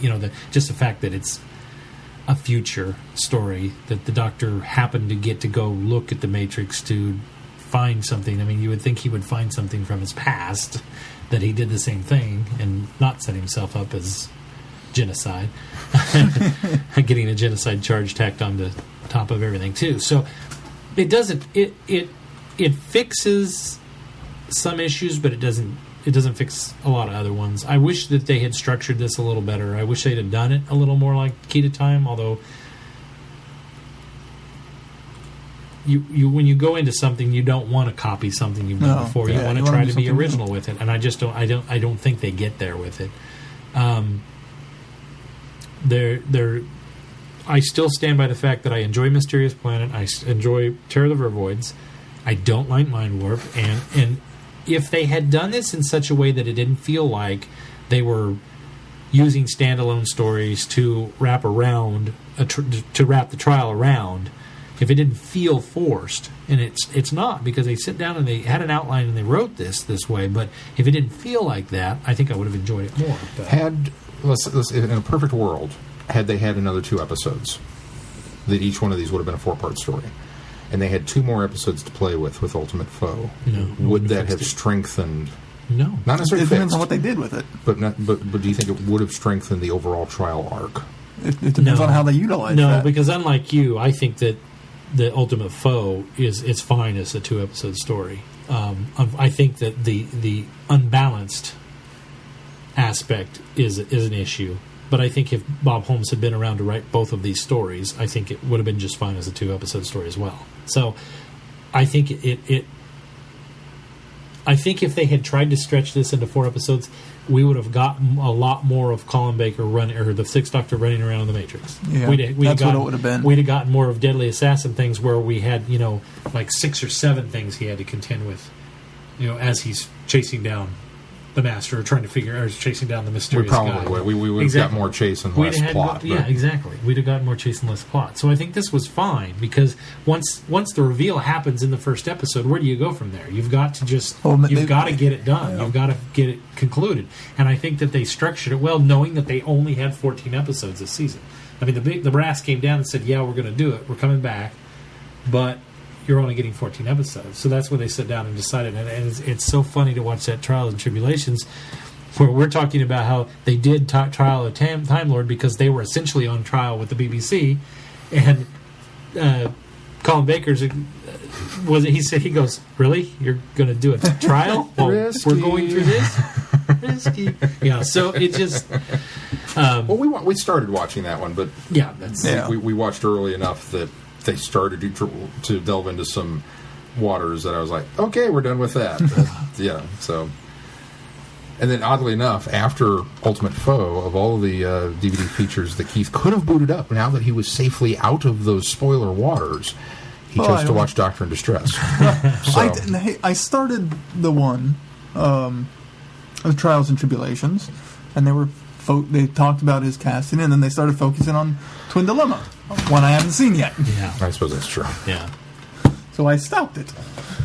Well, they give a general overview at the beginning of Trials and Tribulations of what was happening. And then they go back from the beginning and say... I didn't look at the description of it. It says a description, an overview of, or a look at the entire Sixth Doctor. Which is weird that they would... I mean, not necessarily weird, but you would think they would go back to the last complete season and not all the way back to Colin Baker's beginning. No, but I guess it is kind of an inexorably...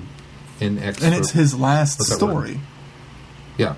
So that makes sense to look back at his entire run on the last story. And to tie it in with his first one as well. Well, because there's a making of the Ultimate Foe. Yeah, there is that too. So, no, it totally made sense. I guess what I knew this, but I hadn't wrapped my brain around it too. Well, this goes more into the Sixth Doctor's era, so I'll wait until we get to that point. Keith, do you like it? I enjoyed it. Some parts more than others. It just didn't congeal enough for me. I think that's my problem. I think this is one of those that, in a way, it's kind of frontier in space for me. I really, really liked the story. I just wish we'd have got that payoff at the end. Yeah. And I'm just not quite sure we got it. Don't get me wrong. I've had a great time watching these. Because as I've said before, I've only ever seen bits and pieces of it. I knew how this ended, but I'd never seen The Ultimate Foe. So this was a completely new experience for me to watch it. And so I had that giddiness of getting New Who It's new to me. I haven't seen it. But then I was let down by it because it didn't do quite what I want. And I wonder if part of that is 80s era storytelling or even old school Doctor Who storytelling, because it seems like the more we review these, we get a lot of suffering plot in exchange for the chase and escape. That was more important, that because of the serial nature of the show, that it was more important that we get those cliffhanger moments in there, or that we get, you've got to run and fight this monster, which has nothing to do with what's going on, but because we need a monster in episode 4. That giant clam, whatever it happens to be, rat, space buffalo. We've got to have a monster in it, America. and it seems to always come. Purpose. No, not really. Really, it doesn't. When you go back and look at it, it really doesn't. But it seems like that's always more important with the classic Who episodes than for the storytelling, and so it's almost.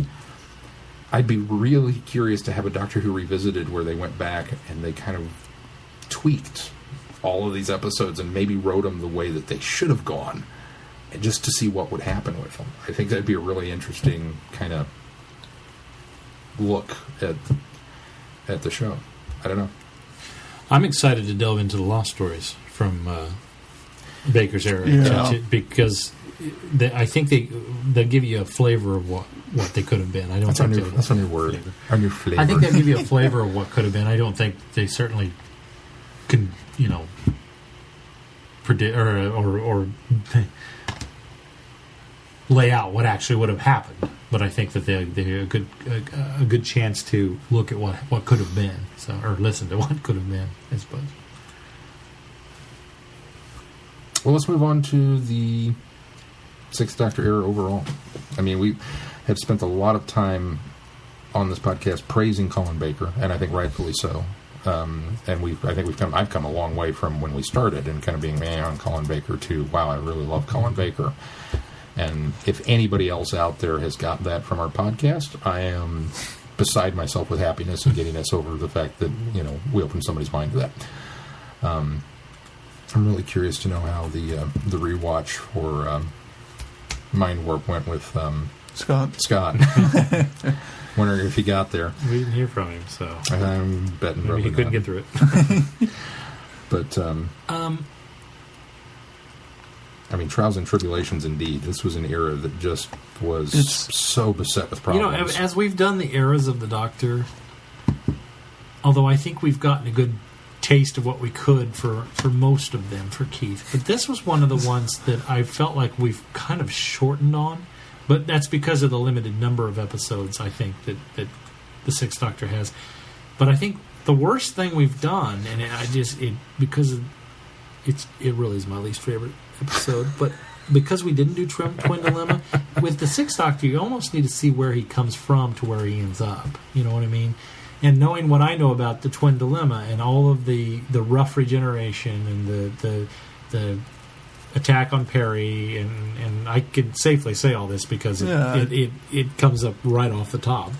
But to go from where he started and where he ends is really... It's a little bit of a disservice not to have seen a lot of the pieces that I think Keith needs to see. But the only the beginning? The only piece he hasn't seen is Twin Dilemma. So that's it. He has seen every other Sixth Doctor story. Have we really? This is the era that I've seen the most of. There's only 2 seasons. Yeah, there's 11 stories. I think it's funny that the BBC said, well, he's had three years. Yeah, he had 3 years. He wasn't on air all of those 3 years. Yeah, they said he's had as many as he said he's had as many as Troughton or Davison had. Yeah, he's got as many as Troughton that still exist. Schmucks. Well, Troughton was 3 years too. Right? I just had a horrible thought. What if that one guy, the BBC controller, the head executives at NBC when they canceled Star Trek, the guys at Fox that canceled Firefly, what if he's the Valyard and he just keeps regenerating and going to different networks and canceling all the good stuff? I think Michael Grade's still alive, though. We should get him on the show. Wouldn't that be an interview? Maybe, I don't know. Wouldn't that be an interview? Permission to treat the witnesses hostile. The thing with the Sixth Doctor, though, is that there's this paradigm shift, and it still comes down to the fact that Michael Grade and the Sixth Floor were trying to kill Doctor Who on television.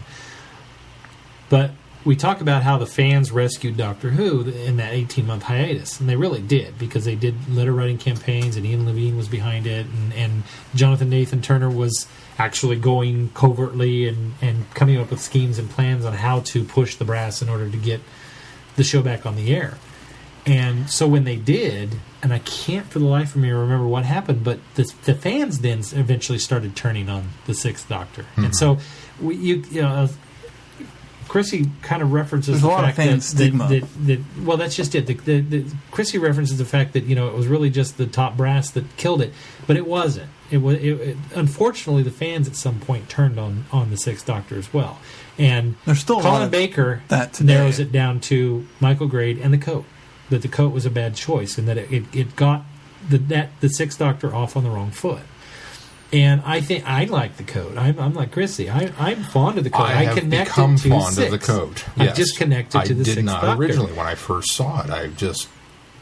But I think the coat, and as Colin Baker believes it's the coat, that's ultimately what kills it, is the coat in Michael Grade. And I'll have to see if I can find it so you can post links in the show notes. Somebody did a screen capture and then recolored the coat in all black and gray, as if that was what... it's the same costume, mm-hmm. but it's all black and gray. There's no color to it at all. We've seen the blue version, haven't we? I've seen the blue version. It's very similar to the blue There was version. an episode of the blue version. Real Time. No. Yes, Real Time. Wasn't there? Well, not an episode. Not an episode. Real Time, which is one of the webisodes, features the blue coat. I believe it was. Yeah. I thought there was a proper episode that featured the blue coat. You're thinking what I thought, because I thought the same thing. I thought that there was an episode with the blue coat, and somebody did a fan one of the R Daleks. video. Which one is his? Is that Revelation? Revelation of the Daleks. Oh, his the blue They go to the planet overcoat. where he's got the blue That's cloak what I'm thinking on. of. Okay. Cloak, yeah.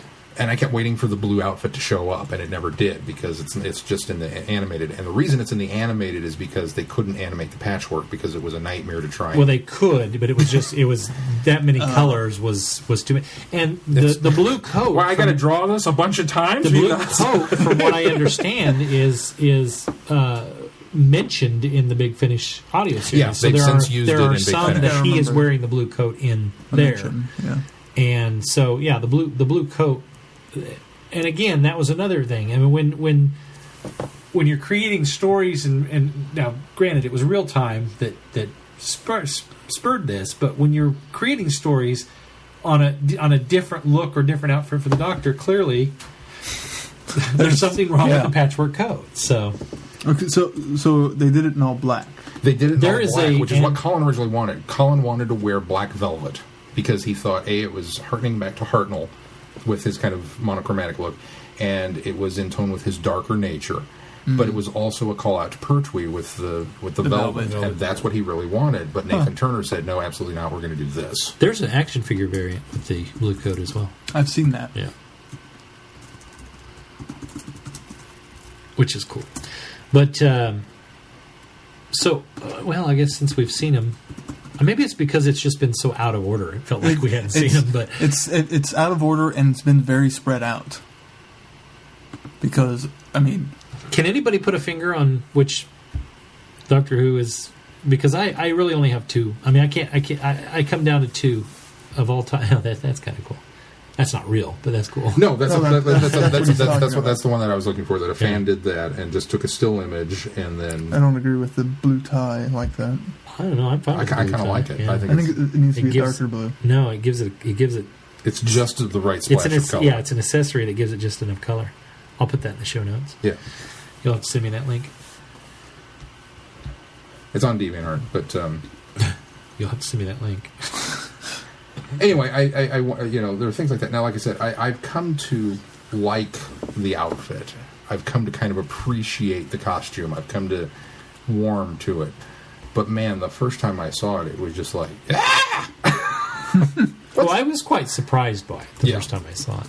But as I said, because I didn't see but maybe one or two episodes of the Sixth Doctor, I went back and started from the beginning when I was discovering Doctor Who. I went back and his was the first one that I had watched from. Now that's a variant on the blue coat. That's a variant of the blue That's the one, blue yeah. coat variant. And that is not the crushed velvet.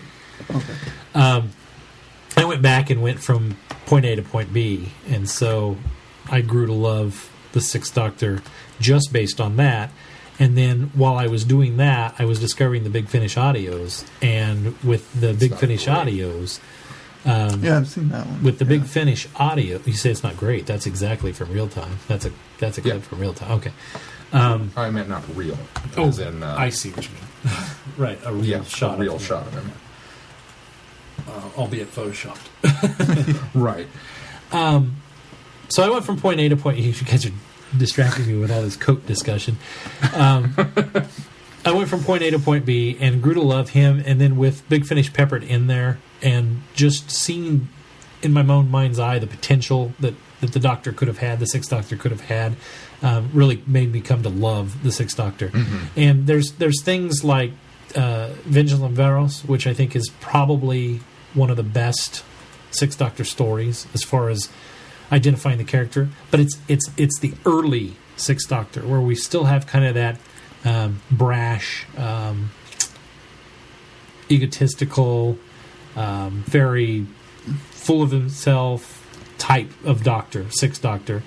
And then we come to Terror of the Vervoids, if I'm putting fingers on what encompass the Doctor, which Terror of the Vervoids Doctor is a much warmer Doctor, He's funnier very Doctor, a witty Doctor, even a little bit in Mysterious Planet. I think he's this way as well. In fact, he's warming up to Perry at that time. That's what I really like about that. But that's more of the Big Finish Doctor. That's more of the Doctor that we see in Big Finish. And unfortunately, in the season, that's too little too late because we're in the second to the last story in the Trial of Time Lord story arc. So I can't pick one. I'm going to say it's Vengeance on Varos and Terror of the Vervoids as far as how I would pinpoint the best representation of the Doctor, because there are two versions of the Sixth Doctor that evolves over time. I would agree with you that you can't really choose one because of that progression of character. And because it's such a short run also, you can't, there's not enough of a sampling to say this is best representation. Because there's only 11 stories. That's like, it's like, I don't know what it's like. I had no metaphor for that. I almost thought it would have been easier for you to pick one with a smaller... I mean, compared to what we ran with Tom Baker's... we sort of bounced the same thing with Tom Baker's. And that's the other side of the problem. And you've got this Tom. Yeah. But because that's more acceptable. The weird thing is, it's more acceptable when you've got 7 seasons to deal with. It's more of a, there's such an evolution. But even the Sixth Doctor, in the short 11 stories that he gets, there is a... evolution as well. So any of them, I get them all. Okay. I told you can always send an email to any of my email addresses. Okay. I have like 6. You have 6, and I wanted to make sure I send it to the right one. They all come to the same email box. So I will say I think my favorite of them, no surprise, is Attack of the Cybermen. Somehow I knew you were going to go there. It's one of my favorites, and you had to point that out because Sean missed putting that on the... I don't know what there happened. Was that... I literally walked down the video shelf and went... That's because I own Attack. Oh, that's why, because I don't own Attack, do I? No, it's because it's mine. Do you own all of the Colin Baker videos then, except for... Twin Dilemma and Attack of the Cybermen now. That's what happened. It's your fault. It's not my fault. You still could have went out and bought it. No, it's because I should have done something smart, like used the wiki episode guide page as opposed to my DVD shelf. That's what happened. Dope. And I think when I think back of the Sixth Doctor era, the Sixth Doctor is very enjoyable throughout all of it. He may not have had the best stories. I think that's where the problem lies. I think that's it's not true with me too. It's not Colin. It's not Perry. It's not Mel. It's the stories they were given. Any other actor, any other Doctor with those stories, it still would be the story. Mm-hmm. And that's what it comes down to. And that's partially why, at least so far, I'm glad. What makes the Big Finish a little better is because they have also better stories. Mm-hmm. They get a better grasp of the character and the better stories that don't have as many holes in them. Colin's got to revisit. He's had a chance to revisit the Sixth Doctor and do the Sixth Doctor in the way that he wants, and he has the support of really good writing. Yes, exactly. There are some stinkers, but I'm looking at the list. A space buffalo. I'm looking at the list. The list is... it's not a stinker. It's not a stinker. It just had great potential. Of the television episodes, I look at them and say, oh yeah, those great bits in each of them. Yes. And then I agree. stop and think about the actual episode stories. I'm like, oh yeah, it was that one. I like this and this and this, but yeah. I voted for Vengeance on Varos as I think the one that's most representative, but after listening to your dissertation on why it's twofold, I may have to retract that now, because I agree with you. It's early enough in his run that it's not necessarily the Colin Baker that I want as my Sixth Doctor. Obviously, it's much better than Twin Dilemma, but it's still a kickoff. It's still early. I'd almost want to, if we're really going for a fantastic representation of his era, I'd almost want to go and point to a Big Finish story and something along the lines of. And really, I think if it weren't for the trial aspects of Mysterious Planet would probably be a pretty good representation because he is warming to Perry, and he is a bit softer. Mm-hmm. It's hard to include, I think, anything from Trial of the Time Lord because you kind of need. Because it really one is for the same reason we can't do it with Tom and Time. Yeah, exactly. Yeah, exactly. Or 5 and the Enlightenment story arc. Black Guardian. The Black Guardian trilogy. Thank you. But yeah, it's difficult to pin him down because he does go through such an arc, such a growth arc within his Doctor, and I think that's really interesting because I don't know. Other than the different eras of Tom Baker's Doctor, I don't know that any of the other Doctors actually showed a progression from point A to point B. And I wonder how much of that is, like Chrissy pointed out, the twinkle of Colin Baker kind of shining through the writing and trying to put as soft a spin on the harshness as he could, and finally getting to that point where nobody's watching and they're going to cancel us anyway. I'm just going to play it the way I want to play it. And doing that versus, was it intentional?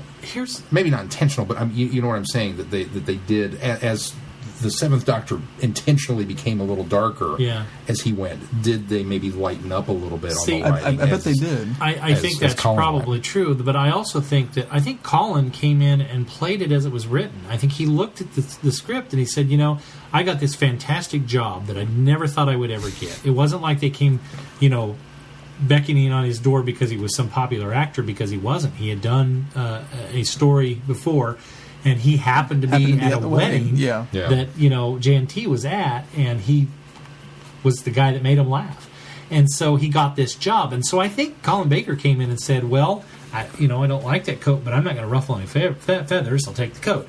And, this is how they want me to play this character, so that's how I'm going to play it. And so I think what happened was, as he started, he played it in the sense that it was on paper, but as it progressed, then he started, adding his little shine to it and softening the character, and even though the writing was still sort of taking him down that harsh, brash personality that they started with, I think that maybe he worked that to his advantage and sort of, put a little bit of a humor edge to it, just in the way that he portrayed it, and made it a little lighter and a little more palatable. And actually, that's where I think Terror of the Vervoids works so well, is because he's finally that character where, he's that fun where he should be. He still has that arrogance about him. He's a bit of a brash Doctor, but he still has more of that lovable side. You could just see that shining through. So that's a valid point. That it, in many ways, if you're looking at this for that reason, that it kind of elevates Vervoids. I mean, we talked about it last week, kind of being a stereotypical standard Doctor Who story, but in many ways, it does elevate it. And we talked about it. The best thing about it was Colin, and that's so true. I also think it's interesting to me to look at this, and every interview I've ever seen with Colin Baker, whether it's early interviews as a young man where he's telling the story about, I was at this wedding and I made them laugh and, got this, or current day Colin where he's reflecting back on his time, either way, he seems like a very earnest, nice, respectful, and nowadays kind of sweet, caring old man. He just seems like the lovable grandfather that you'd love to have come over and regale you with stories of the old days. He just kind of has that persona. How much of a fantastic actor is he then, if he could turn around and not be, if that's who he really is, and the face that he puts on for the public, that he could then turn around and be the Doctor in the early, and you look at him in some of these early episodes where he is brash and arrogant and bigger than life and over the top. And he seems very mild-mannered and soft-spoken in every interview I've seen with him, which is not at all his Doctor. Right.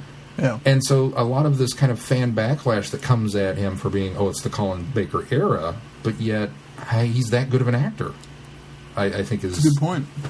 Is deserved. It really is. It is deserved, and that's where... I still think fandom does not give him a chance. I agree, and it's sad. And I'm going to tell any one of our listeners that if you had any sort of a gleam of liking Colin Baker or liking the Sixth Doctor, please go search out some of his Big Finish audio. It is so wonderful because it's the best parts of the Sixth Doctor, as Keith said, underneath very, very strong writing. So, well, and I think. And audios are an acquired taste for some people. It's hard to get into audios, but they really, once you've done a couple, you get it's like a play in your head. And Keith, let me know if I'm wrong, but in a way, I think the fractured Vortex style of doing this may have helped in this instance. It really does.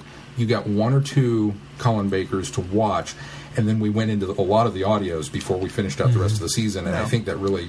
It's helped me immensely. Yeah, I would agree. Warm It to him definitely as does. a doctor. So, maybe... Because you get to see more facets of him that you don't get to see on TV. Yeah, and I hope that anybody else out there, as you said, if you go seek out his stuff and then come back to the episodes, that you kind of have that second revelation. And maybe that's why I liked Mind Warp so much better than Scott or some of our other listeners did, because I was able to put, these pieces together and make it work in my head. And that's what fandom's all about.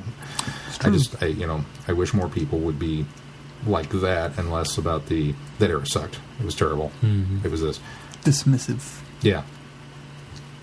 And I mean, I can be as dismissive as the next guy. I didn't like Transformers. I get that I can be very, very egotistical and or Twilight, or the Host, or the Host, or pretty much anything that Stephanie Meyer ever touched. So I get that, but I wish that I could be more accepting of that. But I'm sorry, bad is bad, and the Host is just bad. You haven't seen it yet. I know. The scariest thing about the Host is it's on a trailer that we have at work, and it comes up and says in one of the kind of word things, and it comes up and says, "A new saga begins," and my hackles go up because Stephanie Meyer wrote one book in this saga, and she hasn't written anything else. You haven't written anything else. You're not allowed to call it a saga. And while we're on the subject, there's 4 books planned though. So. The word saga is reserved. There's only one saga, and nobody else gets to lay claim to that word. Period. Yes, I'm going to get on my soapbox now. Thanks, Glenn. Saga. There's only one, and there's only one return. There's only one return. Oh Lord! And it's not of the king. It's of the Jedi. What's coming up on the schedule? Next week. What? Go ahead. No, you got it. You go for it. I'm done. You sit back and relax the rest of the show. Doctor's Wife for Friday Night Who. Yay! That new classic. That new classic. It's got new Who smell. Ew. And then for episode 136, we will be discussing the 2 Big Finish stories, Kerdroya and The Next Life. Did you know how to pronounce it? Yes. Well, then I'm glad you took it, because I wouldn't have. Because I've listened to Kerdroya. Kerdroya. Sounds Russian. And then for those looking forward or looking ahead to purchase DVDs, if you haven't yet, Dragonfire will be August 9th. Which we discussed, I thought. Maybe. I don't think we Maybe did. not. Maybe. Okay. Do we need to run down the list real quick? It's posted on the website. online. Look, Dragonfire, Destiny of the Doctor 7 Shockwave and Prisoners of Time 7. 8/16 will be Sontaran Experiment for Friday Night Who. Those together that week? Yeah. Wow. The IDWs are really short. Yeah, but usually. we quit doing that, didn't we? Didn't we decide that we were going to pair 2 and 2? That's all right. Go ahead. Sontaran Experiment for Friday Night Who, 8/16. 138, we review Sarah Jane Adventures, Season 4. For Friday Night Who, August 23rd, will be the just released in North America, The Green Death. But that's a special edition, right? It is the special edition. Okay, so it's already out. It's technically already out, Episodes 1 through 3.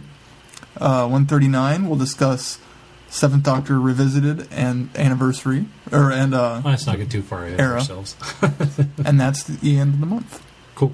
And then finishing the Green Death the following. Yeah. So if you haven't bought any of those, it's Dragonfire, the Green Death, and you might want to start on Sarah Jane Adventure Season 4. Yep.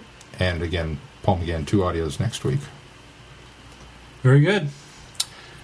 Well, be sure to stick around after we sign off because Dr. Phil has sent us some audio on Mysterious Planet and The Ultimate Foe, and actually it's kind of a all-encompassing trial package for you. So. And it's well worth a listen, so make sure you stick around for that. And thank you once again, Dr. Phil, for enlightening us on some of the aspects that we don't cover on the show, like the sound and the music and whatnot. So, yeah, it's certainly wonderful to hear from you. Because we lead with our hearts. All right. Certainly not our heads. If that's going to do it for this time, until next time, I'm Glenn. I'm Sean. I'm Keith. Cheers. Good night, everybody. Be seeing you. What now? Communication from Watchtower Command. Mistress. Authorized capsule entry imminent. Stand to on Sector 7.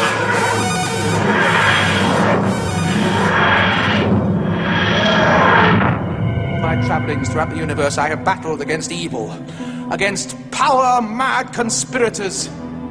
I should have stayed here. The oldest civilization. Decadent, degenerate, and rotten to the core. Power-mad conspirators, Daleks, Sontarans, Cybermen. They're still in the nursery compared to us. 10 million years of absolute power. That's what it takes to be really corrupt.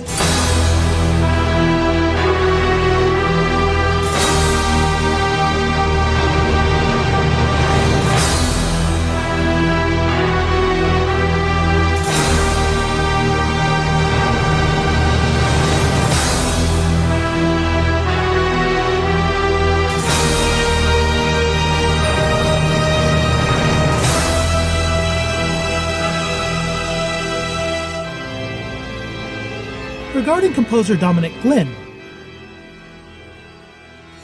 in addition to a new arrangement of Ron Grainer's Doctor Who theme, he is responsible for scoring many stories during the final years of the run of the classic series of Doctor Who, including The Mysterious Planet, The Ultimate Foe, Dragonfire, The Happiness Patrol, and Survivor. Since working on Doctor Who, Dominic Glynn has become among the most prolific composers of television and film, as well as modern radio revival of the British science fiction classic Blake 7. Through his work for BMG Zomba, his production music has found its way into such varied programs as The Simpsons, Red Dwarf, and Erie, Indiana, as well as the films Holy Man and Kevin and Perry Go Large. Additionally, Glynn composed and performed the score to the British crime thriller Bad Day, starring Claire Goose and Donna Eyre. In 2005, his composition Dangerous Beauty was used as the theme to the hit Dutch television thriller series Verzee. He also composed the score for a series of short supernatural film dramas screened at London's Fright Fest Horror Film Festival, as well as music for 2 contemporary dance films. He has composed the score of the video game Forsaken, performing as The Swarm, and Revolt. Working in alternative electronica in 1992, his passion for underground dance music allowed him to record for various UK labels including Rising High and Creation offshoot Infonet Records. Later, Glynn founded his own record label, No Bones Records, recording under the names Fluid and Cybajazz and with Justin McKay as Scissorgene. Dominic Glynn continues to appear as a DJ for the Big Chill and Glastonbury festivals. About Dominic Glynn's arrangement of Ron Grainer's Doctor Who theme.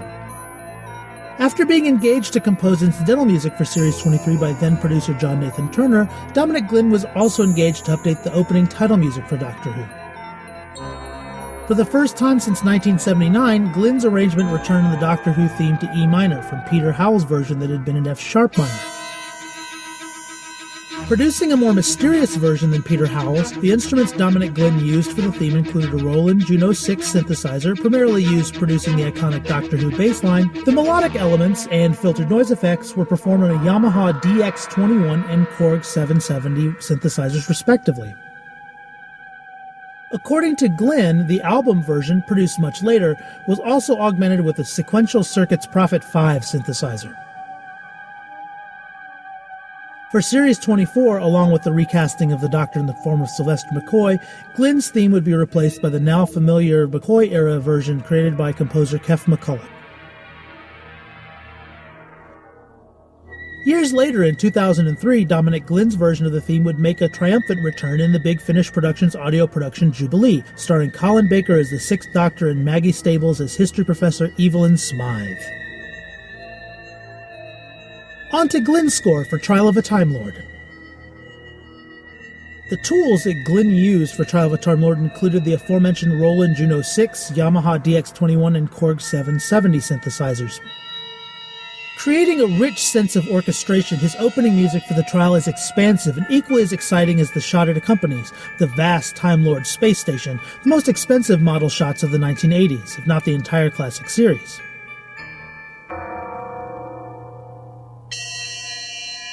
Part 1 of the trial is epic both in scope, but as well with a great sense of musical foreboding with the tolling bells, as well as the grandeur of the organ representing the Time Lords, a musical element going back to many of Dudley Simpson's scores such as The War Games, The Deadly Assassin, and The Invasion of Time. The monolithic melody and accompanying harmonies are reminiscent of the 1980s film Dune, and like that film creates an expansive, timbrally rich tonal representation of the space station as the TARDIS is pulled off course. As the Doctor stumbles into the trial room, suffering from amnesia, the Doctor is confronted by the Inquisitor and prosecutor known as the Valeyard. The score here is dissonant and atmospheric, helping the audience sense the Doctor's disorientation at the reality of the trial laid out before him. The following cue, taken from Dominic Glynn's release Black Light, entitled Be Careful, the Tribe of the Free, Marb Station, is filled with great tension. And as the fanfare for the tribe begins, it's modal in nature, capturing the pre-industrial society not far removed from our own Middle Ages. The track also features a synthetic celeste, which adds a great deal of warmth as well. The track entitled The Valeyard's Threat is a great dramatic sting and, interestingly enough, seems to include the same intervals as Paddy Kingsland often used in his Series 18 and 19 scores for Menace, specifically for the Master in Legopolis and Castrovalva. Following this, the thematic material for the L1 robot, brash and bombastic, filled with driving, clashing half-step dissonances. The next track, entitled The Hunting Party, opens with one of Glynn's signature stings in the score, with sinister bell sounds appearing throughout the mysterious planet later in The Ultimate Foe. The next instance this motive appears in the score is entitled Courtroom Drama / Ravelox, which also sees hints of the trial theme again. While not completely functioning as a Wagnerian leitmotif, it does help the audience associate themes with specific places and events. While the majority of the score to The Mysterious Planet is filled with short cues, Glynn's music is effective in emphasizing tension and action. The cue entitled This Could Be the End, both parts 1 and 2, is rhythmically driving and energetic. His use of orchestration is colorful despite the limited number of instruments he uses here. Additional tracks from the Black Light release include Long Live Queen Katrika, Doctor You're Alive, Perry's World, The Wrath of Drathro, The Death of Grell, The Food Chamber, and Black Light Explosion.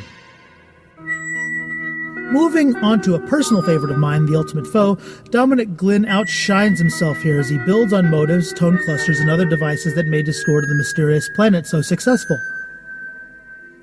While many can point on various weaknesses in the plot of The Ultimate Foe, particularly in the second episode, the score does not disappoint in any way. With more darkness and whimsy than the previous story, Glynn's score has many plot and story elements to work with. The appearance of the Master, and the revelation of the Valeyard, as well as his flight into the Matrix. Now, The Matrix. The Matrix had its first appearance in a previous Robert Holmes script, Serial 4P, Story 88, The Deadly Assassin. It's a massive computer that acts as a repository of the combined knowledge of Time Lords, both living and dead. As noted by the Doctor, the Matrix can be physically penetrated, which in the case of the story is through a seventh door from the Time Lord's space station. The Keeper of the Matrix holds the key of Rassilon that grants access, and with a copy, the Valeyard gains access to this door. A brilliant creation of Robert Holmes, the Matrix is part of the Amplified Panentropic Computer Network, or APCnet, which contains the biological imprints, or biodata extracts, of all Time Lords and their memories, storing them in an extra-dimensional framework of trillions of electrochemical cells. This allows them to see the past as well as to make predictions about the future. To seek out the Valeyard and the supposed altered evidence of the trial, the Doctor and Sabalam Glitz are forced to enter the Matrix, a dark Dickensian dystopia with the Victorian fantasy factory at its heart. Why the emphasis on the Matrix? As a plot device, it allows Glynn to compose some of his best work for Series 23, which combines elements of fantasy and darkness and melodrama all into one package. The score to The Ultimate Foe opens with some of the best dramatic music of the series, as, after Glitz and Mel arrive as witnesses, the Doctor learns the truth about Ravalox via the Master, who finally makes his present known. This is followed by the cue, the Master's revelation, filled with ominous bass tones and atmosphere as the Doctor is confronted with the truth about the trial, who the Valeyard really is, and the complicity of the Time Lords in this so-called show trial. Intensity builds as the Keeper of the Matrix reveals the existence of the seventh door, leading both Glitz and the Doctor into the nightmare world of the Matrix, filled with dissonant cluster chords. The cue into the Matrix reveals a small motivic clue to a theme for the Doctor. I'll discuss that further later. Following this is the music for the barrel, where the Doctor is narrowly drowned by unknown arms pulling him into a water barrel. Now we get to the heart of Glynn's thematic material for The Ultimate Foe, the Fantasy Factory. Here we have the declamatory opening on a pipe organ, which quickly morphs into a disturbing congruence between calliope, dissonant pedal tones, followed by a collection of clock-like ticking slowing down in a three-note upwards motive. Interesting that this is the same motive that accompanies the Doctor's vehement criticism of the Time Lords that we hear at the beginning of this episode.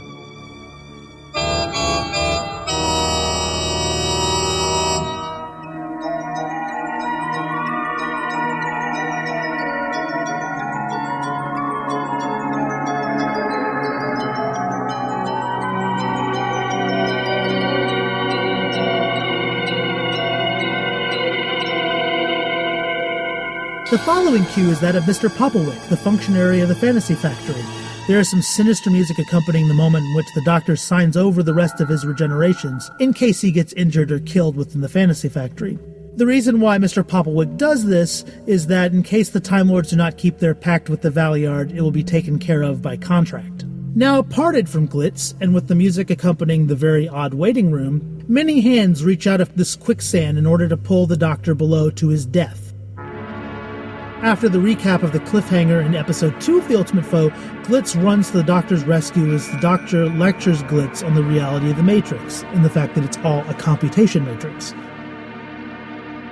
After this, the Valeyard appears to taunt the Doctor and warn of his impending doom, leading us to the cue as both the Doctor and Glitz flee nerve gas, breaking into a cabin that happens to be the Master's TARDIS, hiding in the Matrix. The following cue, The Illusion, is one of my favorites in the entire score. The Doctor, having just had judgment passed in a false trial room within the Matrix, accepts the guilty verdict and sentence of death. He does this in order to finally truly confront the Valeyard. This is a great twist in the story and one of the best dramatic moments for Colin Baker's Doctor, the other being at the beginning of this segment. Later, with the Grand Guignol, the twist regarding Mr. Popplewick is understood, the Valeyard's plot against the Time Lord is revealed amongst dramatic organ chords and other radiophonics. The music accompanying the particle disseminator is the first time we have music that represents the Valeyard, at least in its entirety. At this point, the Master believes that he has all the secrets of the Time Lord as taken from the Matrix, and attempts to load into his TARDIS, which both he and Glitz find out is a very awful and awkward trap. We finally get the Valeyard's full thematic material during the music accompanying the cue Ray phase shift, in which the Doctor has sabotaged the particle disseminator, causing feedback into the Matrix. Here we see the death of the Valeyard as the Doctor escapes through the seventh door of the Matrix. As the fantasy factory explodes, the Time Lords in the trial room narrowly escape destruction as the Doctor arrives to the news that the Inquisitor has dropped all charges. At this point, the trial theme reappears in a much more optimistic version. With the Doctor having asked the Inquisitor to show leniency to Sabalam Glitz, he and Mel depart in the TARDIS. With life moving on, the Inquisitor leaves, asking the Matrix Keeper to requisition all he needs.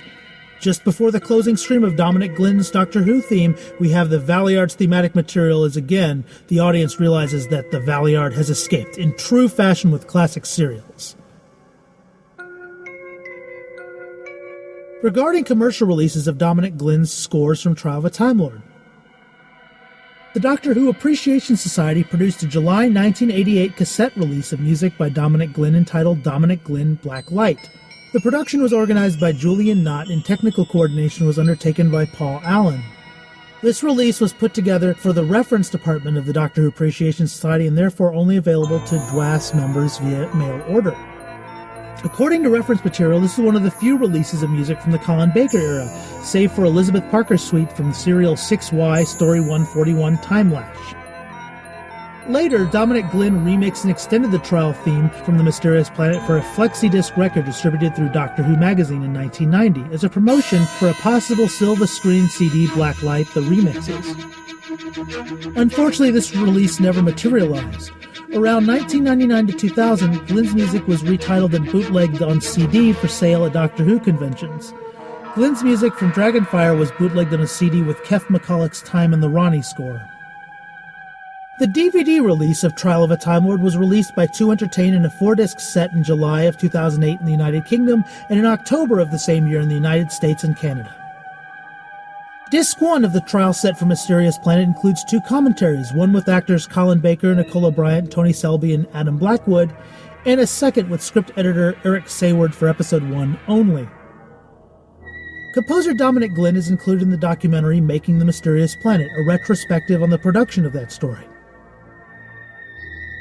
Among the usual infotext, PDF resources, trailing continuities, and other extras, there are several musical extras to note here. There are music videos of the opening titles, a 2008 stereo mix and a 5.1 mix of the theme, and a music video by sound restoration expert Mark Ayres. There is also a stereo and 5.1 music video of the trial theme. While Glynn was not necessarily pleased with the sound mix on the Black Light release, it must be said that the inclusion of his theme as well as a trial theme is a most welcome inclusion on this DVD set. Disc 4 in the Trial of a Time Lord set for The Ultimate Foe includes a commentary with Colin Baker, Tony Selby, and director Chris Clough, as well as with Pip and Jane Baker for episode 14 of the trial. Again, a second commentary is included with former script editor Eric Sayward for episode 13, explaining the many difficulties behind the scenes. Also included is a making-of featurette for The Ultimate Foe, but more remarkable is the documentary entitled Trials and Tribulations, covering the entire Colin Baker era, a very informative and thoughtful effort to chronicle all the elements that conspired to attempt to take Doctor Who from our screens. Lastly, with the kind permission of Ian Levine, the DVD includes the 1980s era music video for the single Doctor in Distress, to raise public awareness about the show's hiatus. To be kind, it must be admitted that Doctor in Distress has not aged gracefully. It is most unfortunate that there are no isolated scores for any of the stories included on the Trial of a Time Lord DVD set. Nonetheless, minus the small criticism regarding the isolated scores, it must be said that the Trial of a Time Lord series was a set I'd hoped for since the beginning of the Doctor Who DVD range. I have a special place in my heart for 6th Doctor Colin Baker, who has since been much better realized in the Big Finish audios, as well as Dominic Glynn's colorful and dramatic score to both The Mysterious Planet and The Ultimate Foe. When watching these extras, I always feel a deep sense of sympathy to all behind the scenes who worked hard to keep Doctor Who on the air during a period when there was not much support from the upper management at the BBC.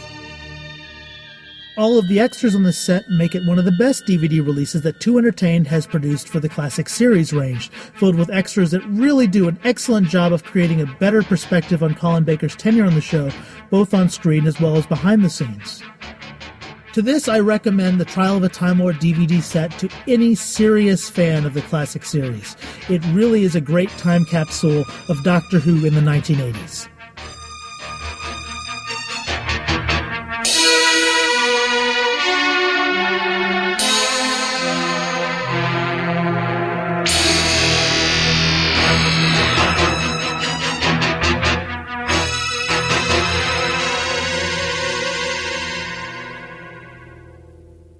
You have been listening to Traveling the Vortex. Doctor Who and all of its associated programs are owned and trademarked by the BBC. No infringement is intended or implied.